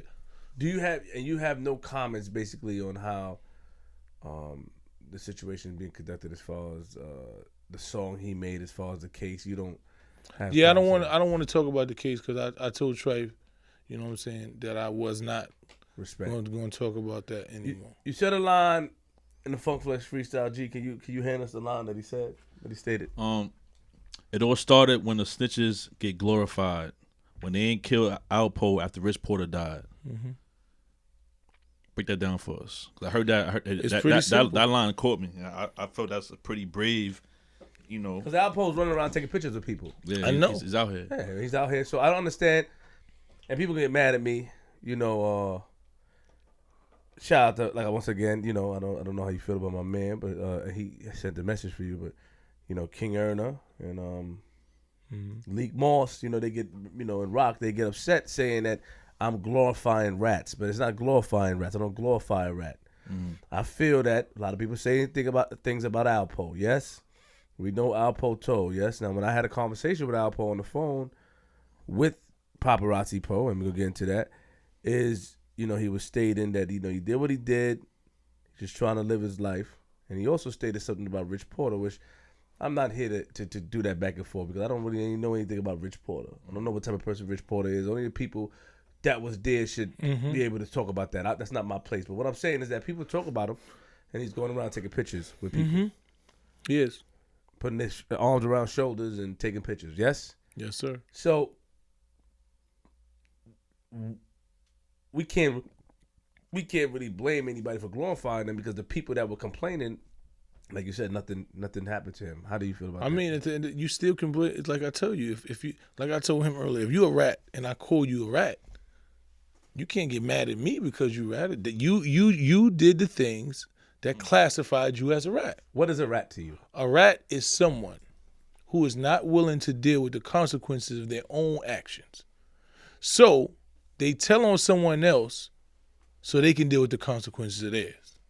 See, a civilian can't be a rat because a civilian does not engage in any activity that will put them in a situation to where they would have to tell on somebody. And if they do, it's because they're law-abiding citizens, so they want to do the right thing.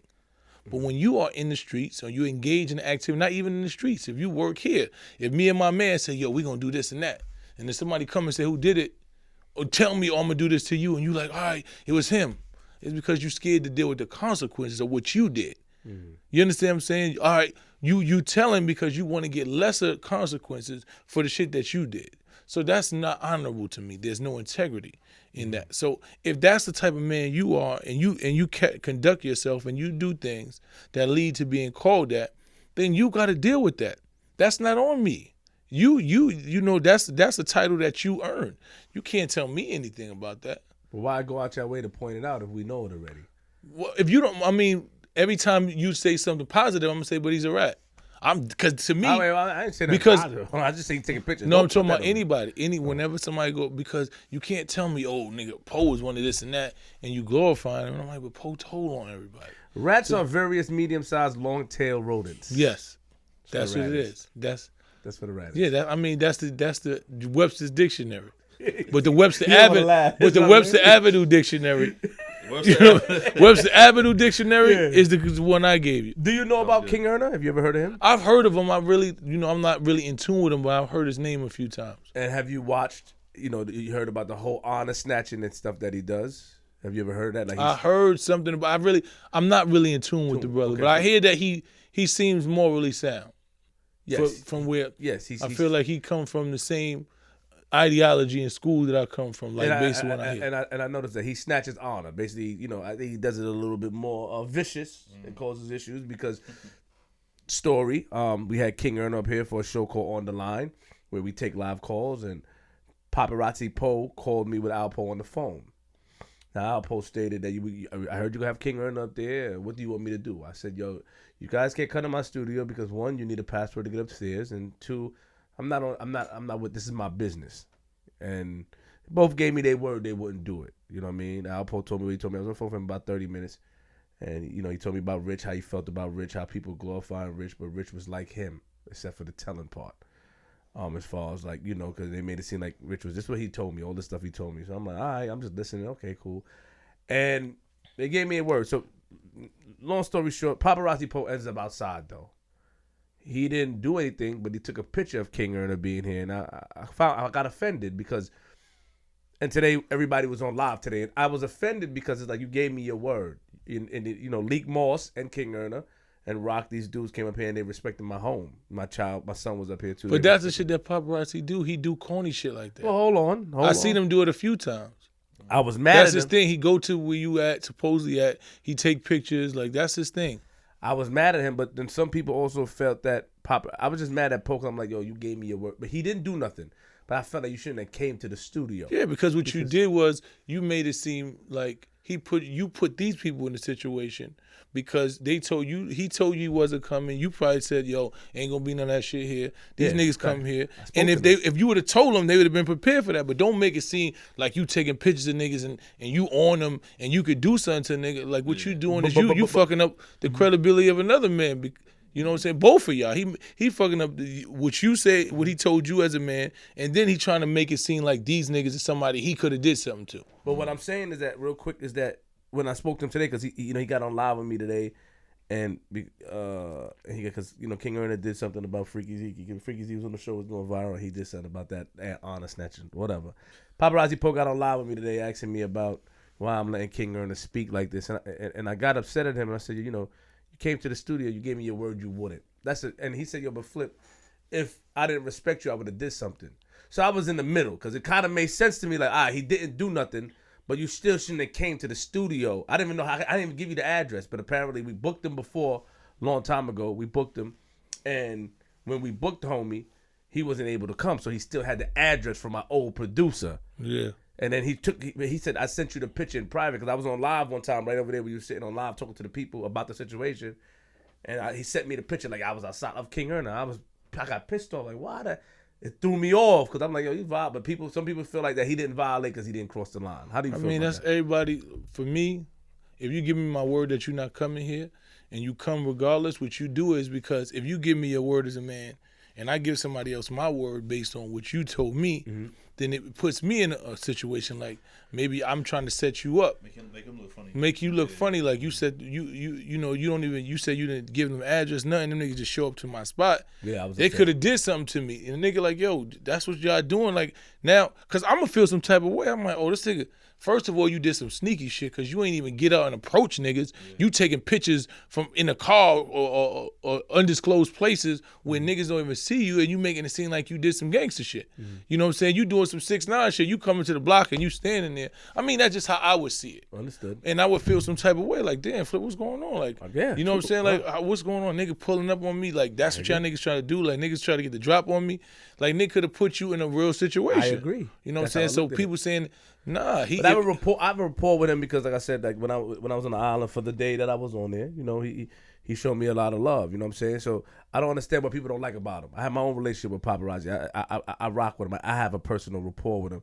But I did sort in my notes that you had an issue with him. And what was he had an issue with me? Okay. You know what I'm saying? He had an issue because I called out poor rat. So I get it. That's your pops. You feel some type of way. I get it. And what did you call him? I didn't call him anything. Okay. So you never. You just said that you seen behavior or patterns. Yeah, because I see like people send me shit. Mm-hmm. You know what I'm saying? He was talking about me like trying to get a response. I wasn't. You know, I'm not gonna do that. Wasn't that this song? Wasn't that this song about him? Who? I never made no this song. No, this song. I thought I saw something online about that. What YouTubers do you like? What you mean?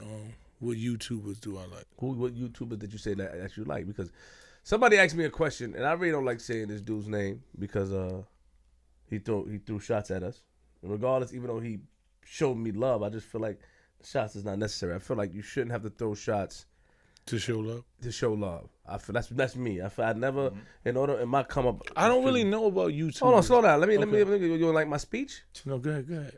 You asked me a question. You asked me a question, and then you went on. See. You did ask me a question first. Facts. Okay, but you can finish. I said I don't want to say his name, but I'm about to say his name. Okay. Somebody asked a question, that's why. So the thing is, he threw shots at us. You know what I mean? And my man, shout out to my man Bino, he said, yo, Flip, you got to think like these niggas.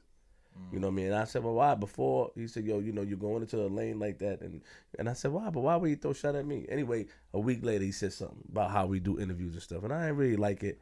I really don't say nothing about him. But somebody asked about Gully TV, if I would set up a boxing match between you and Gully TV, would you do it? Now, I don't know the correlation between you and Gully TV. My situation with him is that he threw shots at us, and I feel like we shouldn't tear each other down in order to lift each other up. But that's what he does. He took something personal that he put something on his page, and I didn't even know who he was. Like, you know, not really. Like he had some footage interviewing Bang Boogie about 12 years ago and try to make it seem like we cool with each other. He know me very well and all shit. I don't really know. He know Chi, so Chi is like my brother. So him and Chi, he got relationships. People that I know, they know him. Okay. I don't really know him, but he had some shit where it was a gas station, and the people who were in the gas station was beating up some girls, like men. They was jumping the girls, I saw that, punching them in the face, and he's like, yeah, them bitches deserved all that, you know. And I'm like. So somebody DMs me, because, you know, people DM me shit all the time. Yeah, them bitches deserve that. I've been, you know, I had a store, and, you know, sometimes you got to do that to these bitches. And I'm like, what type of man will glorify men beating up black women? Like this shit is disgusting. So he felt some type of way. Yo, fuck you. Boom, okay, you said that. Don't worry about me. I'm doing my own thing, nigga. Boom. I didn't even respond. Now this is about 4 months later. He got about 12 different posts where he talks about me every day. You understand what I'm saying? Like, it's obsessive. It's kind of scary. And I'm just like, yo, we don't got to do that. We grown men. Just tell me where you at. We pull up. We have whatever you have to say. I want to have a conversation with you face to face, man to man. I don't want to do this back and forth with you. That's not what I'm going to do. I don't want to shoot you. I'm not going to stab you. We both men. If you can fight. I'm very well versed with my hands. Well, so the bottom line is, if you feel that estranged and you're that angered that you just want to keep calling out another man's name every day. I thought about what he said. I saw Kevin Tim Diesel. You know what I'm saying? You feel that anger, then what you need to do is approach that man. You know, stop making blog. Stop making Instagram posts about me every day. Cause I'm But not. what did he say to kind of tick you off? What did he say? Did he say anything about anything disrespectful? Because you seem like a guy that you let Troy Ave said that in front of you and you let it pass because it's better. But what did he say that made you want to challenge somebody? No, he just say a bunch of shit. His main thing is suck SMD all day. He said that about you. He a bunch of them. And I don't even respond to him. Niggas be like, yo, he said, I'm not. He trying to get on my blog. He wanted me to put it on my page so he could get. I get it, you trolling. That shit cute. I'm not gonna play this game with you, cause I don't play like that. So whenever you see him, you just gotta be who you said you was. That's it. Like I'm all for a good fisticuff match. I'm all for that. Like I'm anti-violent. I don't want you stabbing your brother. I don't want you to shoot him. But every now and then you might have to go in the, like you and Ebro had to, scrap it up a little bit. You know what I'm saying? A little wrestling match. Sometimes you gotta get that testosterone off. You know what I'm saying? If you feel that type of way. So that's what I'm for. Like, I don't want to go back and forth with you. I'm not going back and forth with you on no thing. You called me all these things. You said this. It's on site. We ain't even gotta talk. You just gotta hope you belt like you talking. But do you think that he meant it to disrespect you? He said, you listen to me. He's been saying, if you go on his Instagram page, he's got probably about 13 posts. It ain't just one. Every 2 weeks or a week he put up a post about my son. King Face, friend of mine. Yes. Love him to death. My mother, she feels like because he believes in Trump, it bothers her, but I still love King Face. His loyalty to me is unmatched. But I invited you up here. You asked me if I was trying to. Yeah, because I know Face was trying to debate me for weeks and months. He always like, just debate me. And I'm like, come on, Face. I'm not. I put you on my page one day. You try to yell over me. The shit you were saying didn't really make much sense, and you still convince yourself that you want to debate. So I'm like, you know what? This kid is dangerous because his followers, they don't care what you say. They just care about what he say. So it don't really benefit you. You understand what I'm saying? You know what I'm saying? So I get it. I'm like, he's smart. He know what he's doing. He got a good thing going on. But you're not gonna use me no more. Got it. You know what I'm saying? You have no issue with him. No, nah. We don't have no personal issue. We just we have different ideologies. I think actually he a stand-up dude. He stand for what he believe in. Right. We just on different spectrums of what we believe in. Different sides of the yeah. You know what I'm saying? That's respect. I like that. Yeah, I don't got no disrespect for that. I think he a little bugged out. But you know what I'm saying? But as far as respect, I don't have no disrespect for him. We'll go to the subject. And Hassan Campbell, have you ever watched his blogs? How you feel about his blogs? Yeah, me and Hassan Campbell, after, the whole thing with Ben Bada, he was feeling some type of way. He tried to call me out on his blog, a couple of times. And then I reached out. He was in my DMs. I was like, yo, call me, my nigga. I'm not doing all this. So we had a conversation as men, you know what I'm saying? And he was like, yo, I appreciate you calling. Like, he was like, yo, I fuck with you. Like, I was just hurt by the fact that, I thought you thought I was going to step up for some shit that got to do with you that I don't know about. I'm going to go and say co-sign some shit that I wasn't there for, don't know nothing. And I just met you in the street one time and I'm going to go and say, yo, I know he did this, that. I'm not doing that. You got to figure that out. You know what I'm saying? When niggas asked me, I told them what you said. Like, what you want me to do? So he's like, no, I apologize as a man. You right. I'm never gonna say nothing else about you again, and we moved on. Yeah. You know what I'm saying? He definitely comes together, and sometimes he reacts, and because that's just because what he been through. Yeah, and I get it. He dealing with trauma, man. That's trauma. As us as in the community, we went through that, but nothing that he been through. As far as like with African Bada is anything to laugh at or should be allowed. But I do commend him for he does come and apologize as a man and he keeps his word and he keeps. Yeah, he came to me as a man. I so called him. Hassan Campbell. Yeah. So speaking of battles, you had a kind of an indirect battle with Eminem, BET Awards. I mean, that was dope. It's dope to be compared to the. You felt like your verse was better than his verse. I did. I thought it was more culturally relevant. I thought it was put together better. I thought overall it was just more impactful. I thought, but he was M, so they're gonna give him that anyway. He said, he could rap, so they're gonna give him that. But I thought if you just look at the body of work, compare both of them, and not put no names on it, I thought that mine was just better. Would you ever battle him one-on-one if he happens to, or somebody try to set something up, or he call you out for some money, for some bread? Yeah, for the bread. That's shit. Nigga, for that bread, because you can't really lose. See, I tell niggas all the time, when you nice, you don't really lose the battle. If you look at the battle rappers, when two nice battle rappers battle each other, somebody like, nah, he won. You don't really lose. You just got to be trash. If a nigga just kill you, then. But if you can rap, you never gonna really lose the battle in this era, cause you gonna always have your fans like, nah, my nigga, he killed them, and they gonna still ride with you. And as long as you do good, it ain't no lose. It's a win-win. How long it takes you to write a verse? Like 20 minutes. So, have you ever seen my videos of me battling? You ever saw that? Nah, I did see a couple. Who you saw me battle? I seen you battle Cassidy. Okay. I seen you battle Cass. I'm battling. Yeah. Who else I seen you battle? Damn, I forgot who it was. Was it Goods? You saw my battle. Yeah, I seen a couple. You think you can handle me? I'll kill you. I was just, I ain't gonna lie. I'm gonna keep it real, 100 with you. Cause my eye when the battle skits does good. While you was talking, you was sitting there coming up with bars. We got to come up with a minute. I mean, it's just 60 seconds. I just want to see if you could come up. Not now. I'm just saying, like, we could do something in the hallway or something, man. A skit. What you want to do? You say you ready? I want to know. No, you already ready. Look, he tried. I'm not ready. I was thinking. Nah. He about halfway. He about 30 seconds in right now. You can't do that. You can't do that. Nah, I'm not gonna do it today. 4 bars. You can't do 4 bars. No. Why? Because I'm not doing it. You can't do 4 to 8 bars. I could, but nah. Why not? Nope. He trying to sneak you, right? He trying to sneak me. How? Nah. Man. Not today, Flip. Got you. We can set it up. My fault. All right. Don't be scared, man.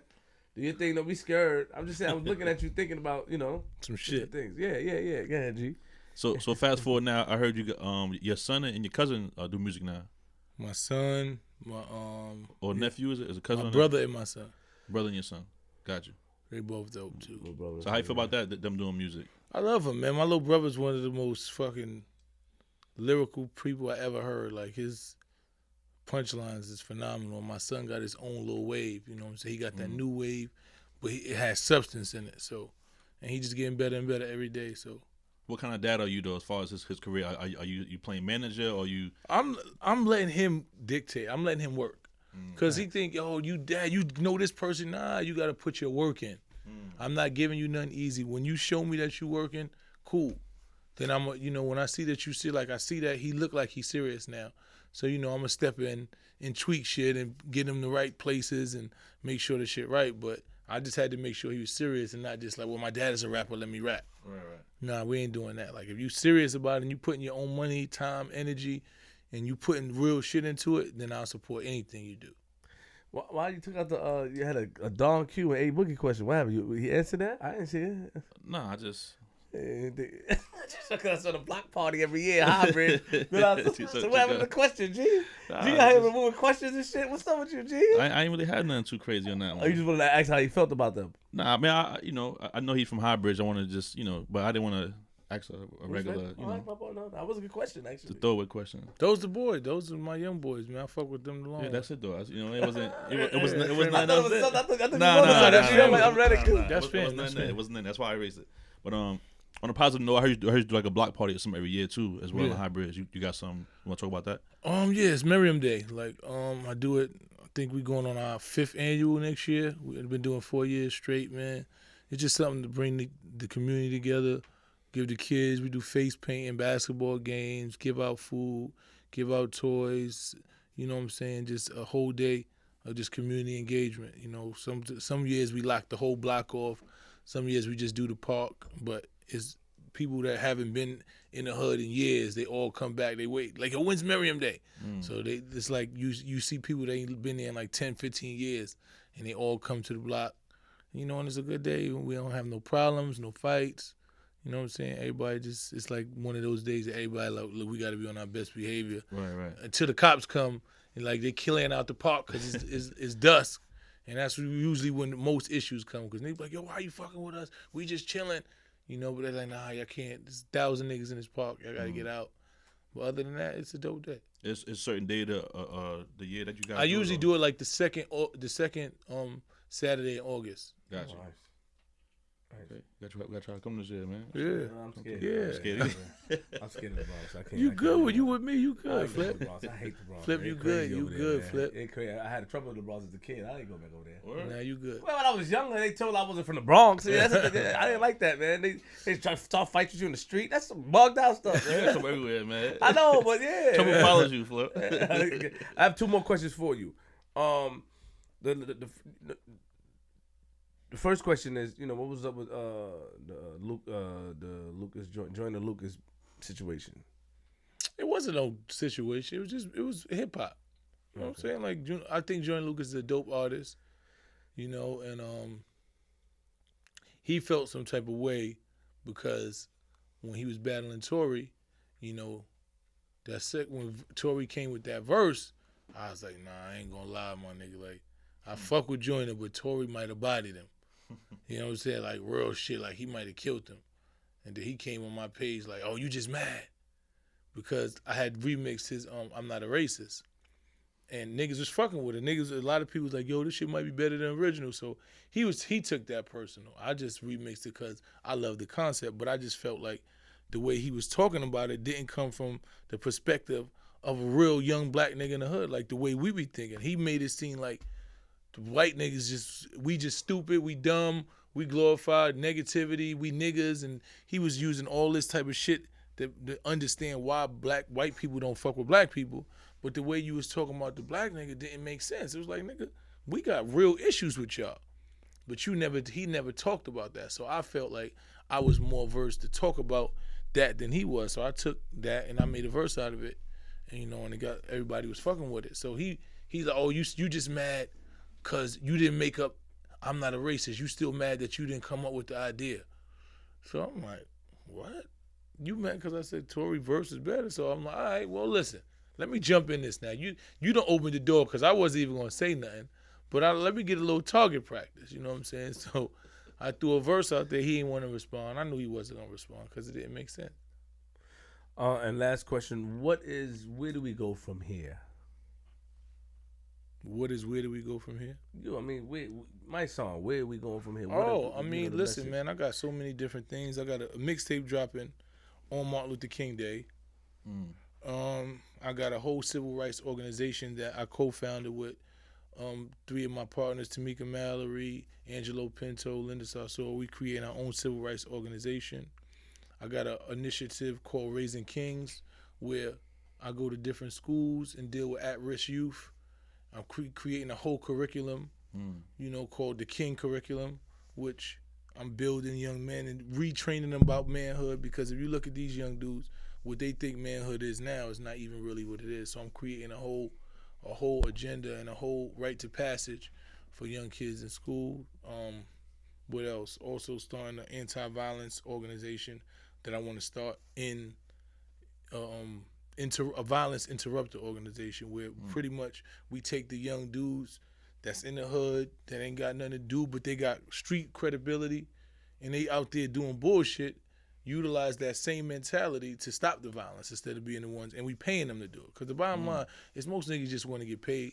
The niggas on the corner doing all that bullshit, if you pay them to be the niggas that's stopping the violence, that's like, yo, we ain't beefing. And we getting money and we hiring them, the dudes that come home from jail, the young kids that's coming home from jail, the older dudes that got their manhood, we trying to employ and take back our community. So those is the major 3 initiatives that I'm working on right now.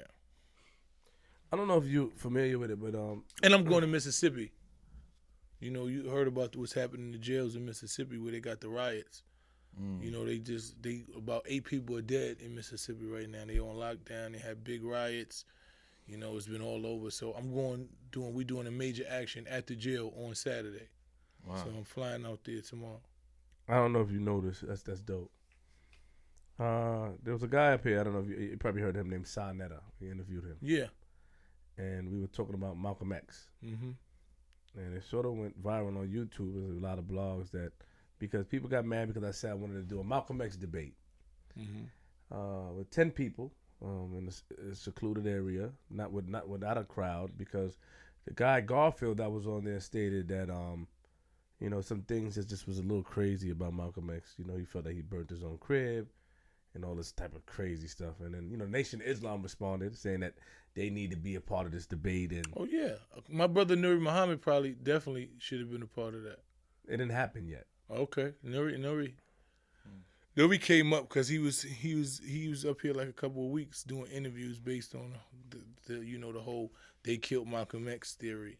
So I seen him on the Breakfast Club. I know he did Vlad TV. So he was making his round. So Nuri is definitely somebody that if y'all was gonna have it. What do you know? You know anything about Malcolm X? I know a lot about Malcolm X. What do you mean a lot? I know a lot. I mean, okay. If I invite you, would you come? I would. I mean, I would only speak on things I know. I won't speak on things that I'm not, information that I'm not privy to or that I heard third, fourth party that I don't know directly. But if you're invited by me, would you? I would participate. Just understand. You would participate. Yeah. I don't mind participating. Are you sure? Why not? And I'm just asking you. I mean, Sharnette, like, if you when you have time when you're on the plane, because they have Wi-Fi now. I don't know if you take a JetBlue, but you could type in Queen Flip Malcolm X and then. Sharnette interviewed me a few times. Me and Sharnette is cool. Yeah. Shout out to Sharnette. I'm just saying that if you interviewed Malcolm, a lot of people made blogs on it, and their name came up a couple of times. You should get Mysonne there. You should get Mysonne there. So I just wanted to know that if I put a debate together, it's gonna be a private. It's not. I feel like, and I'm gonna say, I feel like a crowd, right?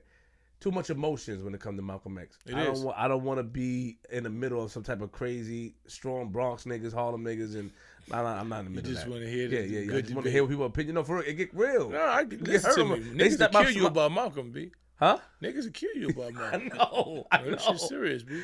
My son told me he went to school, and the teacher told him, because they stopped when I was in school. And they, Mr. Johnson, shout out to you because your man reached out to you about an old teacher, my African American history teacher, Mr. Johnson from Van Buren. Right. He's going to be a part of the debate. But a lot of people, when I was younger, they taught about Malcolm, but it was minute. But now my son said they took it completely out of the books. They don't teach about Malcolm X anymore. Oh, they took Malcolm out the books? Yeah, they said that because it causes issues. Oh, so I'm telling niggas to kill you about Malcolm. Okay, yeah. Well, that's my final thing. So I got you. I got you saying it on here. Hopefully, because I ain't gonna diss you on records or diss you, come at you in blogs. But if you don't do it, I will be upset because you gave me your word in front I'll be of there. people. All right, cool. All right, don't be on your phone while I'm talking to you. You're doing good, man. You're doing a good job. Thank you. Get out of here, man. I'm impressed. I mean, have you ever talked about your childhood before in an interview? Nah. Yeah, exactly. We do things different. So y'all did a little. Yeah, y'all got a little more depth. Don't say little, bro. Little is diminishing. Nah, listen to me. You did a little more than I normally would. Not saying you did your little thing. If I say that you got your little pog, now I get that. That's diminishing. I like that real quick. Sold Not For Sale. What is that? Is that Sold your Not For Sale is a brand that was started by my partner, Lil Man. He started like 4 or 5 years ago. And we partnered up in it. Like, he had gave me a hat. And I wasn't really wearing the hat at first. And when I went to do Funk Master Flex freestyle, I was like, I'm not gonna brand some shit that ain't mine on this, because I knew where the freestyle was gonna go for me. So I was like, I want to brand some shit that makes sense. So when I saw the hat, I'm like, that shit really fits who I am. So I hit him up. I'm like, yo, I want to do some partnership with you on this shit. And he's like, yo, let's do it. You know what I'm saying? And then from there, we've just been. You did a mixtape too, or something like with the? Is it the same? I see something on your page. Yeah, I'm about to drop. So right? I'm dropping on Martin Luther King Day. Yeah. Give me your social media where they can find you, man. Sir. Appreciate you coming to flip the script, but give me your social media. My social media is Mysonne, Mysonne, NY General on Instagram. On Twitter is at Mysonne, NYSONNE. My Facebook is the same thing. Follow me. I got my YouTube channel that I started. I'm probably gonna have you on my motherfucking podcast in a minute. Yeah, well, I work for the people. I don't do podcasts, but I come up there. Now you gonna come up there? Yeah, we're gonna bring you up there. That'll be the first show. Even exchange, never a robbery, baby. Yeah, facts. Facts. You gave me your word. I'm telling you, I'm gonna call you about that Malcolm joint. G, don't tell him, G. You doing his show, bro? Yeah. You doing his show? Bro? Yeah, man. Why not? He don't do nobody's show. Yeah, that's my guy. But you know what that means? He called me. The man hit me and said, yo, you my brother, my nigga. You can't tell me I'm your brother and don't do my show. Hold on. If he tell you he doing his show, you know what that means for you? What? You cool, man. We ain't cool, man. What you doing? Nah, I'm cool. You doing his show, bro? You said I was cool, No, though. I would. If Mike say, yo, Flip, I need you, I go there. I don't do it. I try to, minimize. But if he say, yo, Flip, I need you, I'm going up there. Yeah, because I would want, because, he said he going to be a part of the Malcolm X joint. That was it. I didn't expect him to say that. Gotta go. Yeah. You know what I mean? But he signed now. Shout out to G, my fault. Shout out to Michelle one time. You know what I'm saying? Michelle one time. Michelle. Yeah. One time. Michelle one time. Michelle one time. That's That's not her her last name. name. It is. It's one time. It's one time. That's her name now. We Yeah, here though. Michelle one time. Oh, wow. you I came up with that. Another classic joint. Shout out to my sponsor today, man. Trap Safely on Instagram at Trap Safely NYC. The clothing brand. You know what I'm saying? Shout out to them. They do photo shoots, videos, etc. All that. You know what I'm saying? Take risk and prosper. That's Why you gotta do the that's reading brand. part, bro?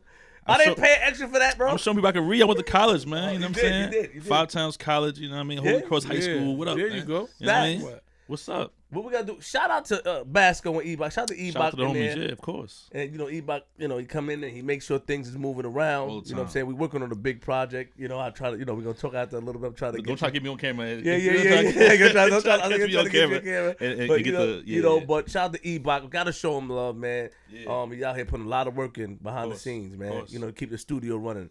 And shout out to Basco as well. Basco brought the shredder for me to handle some business pause. That's easy. And shout out to the homies, man. But yeah. You want me to stand up and model it like last Nah. time? It's Queens Flip, URLTV.tv. Everybody asks me why I say URLTV.tv. It's just me paying homage to Smack because in 2013 he allowed me to use his brand and promote myself, and it gave me a platform, a bigger platform in order for me to generate revenue. So I always say that. Right. No, I don't have a stake with URL, but it's like paying homage to Smack because that means a lot to me because it was a time in my life where I felt that, I was very stagnant before I went viral in 2015. So, for those 2 years I was doing battle rap blogs and stuff, and Smack allowed me to come to events and be a part of things and put me in a position to get money. So that's why I always say that. People are like, you don't got a stake in URL? No, I don't. But Queen Flip, URLTV.tv. Remember, lock your doors, close your windows, close your blinds, open your blinds. And if you see a nigga like Mysonne on your lawn, you don't need a firearm, but do not let him in. He means harm, but you can sit on your lawn. I'm from Queens.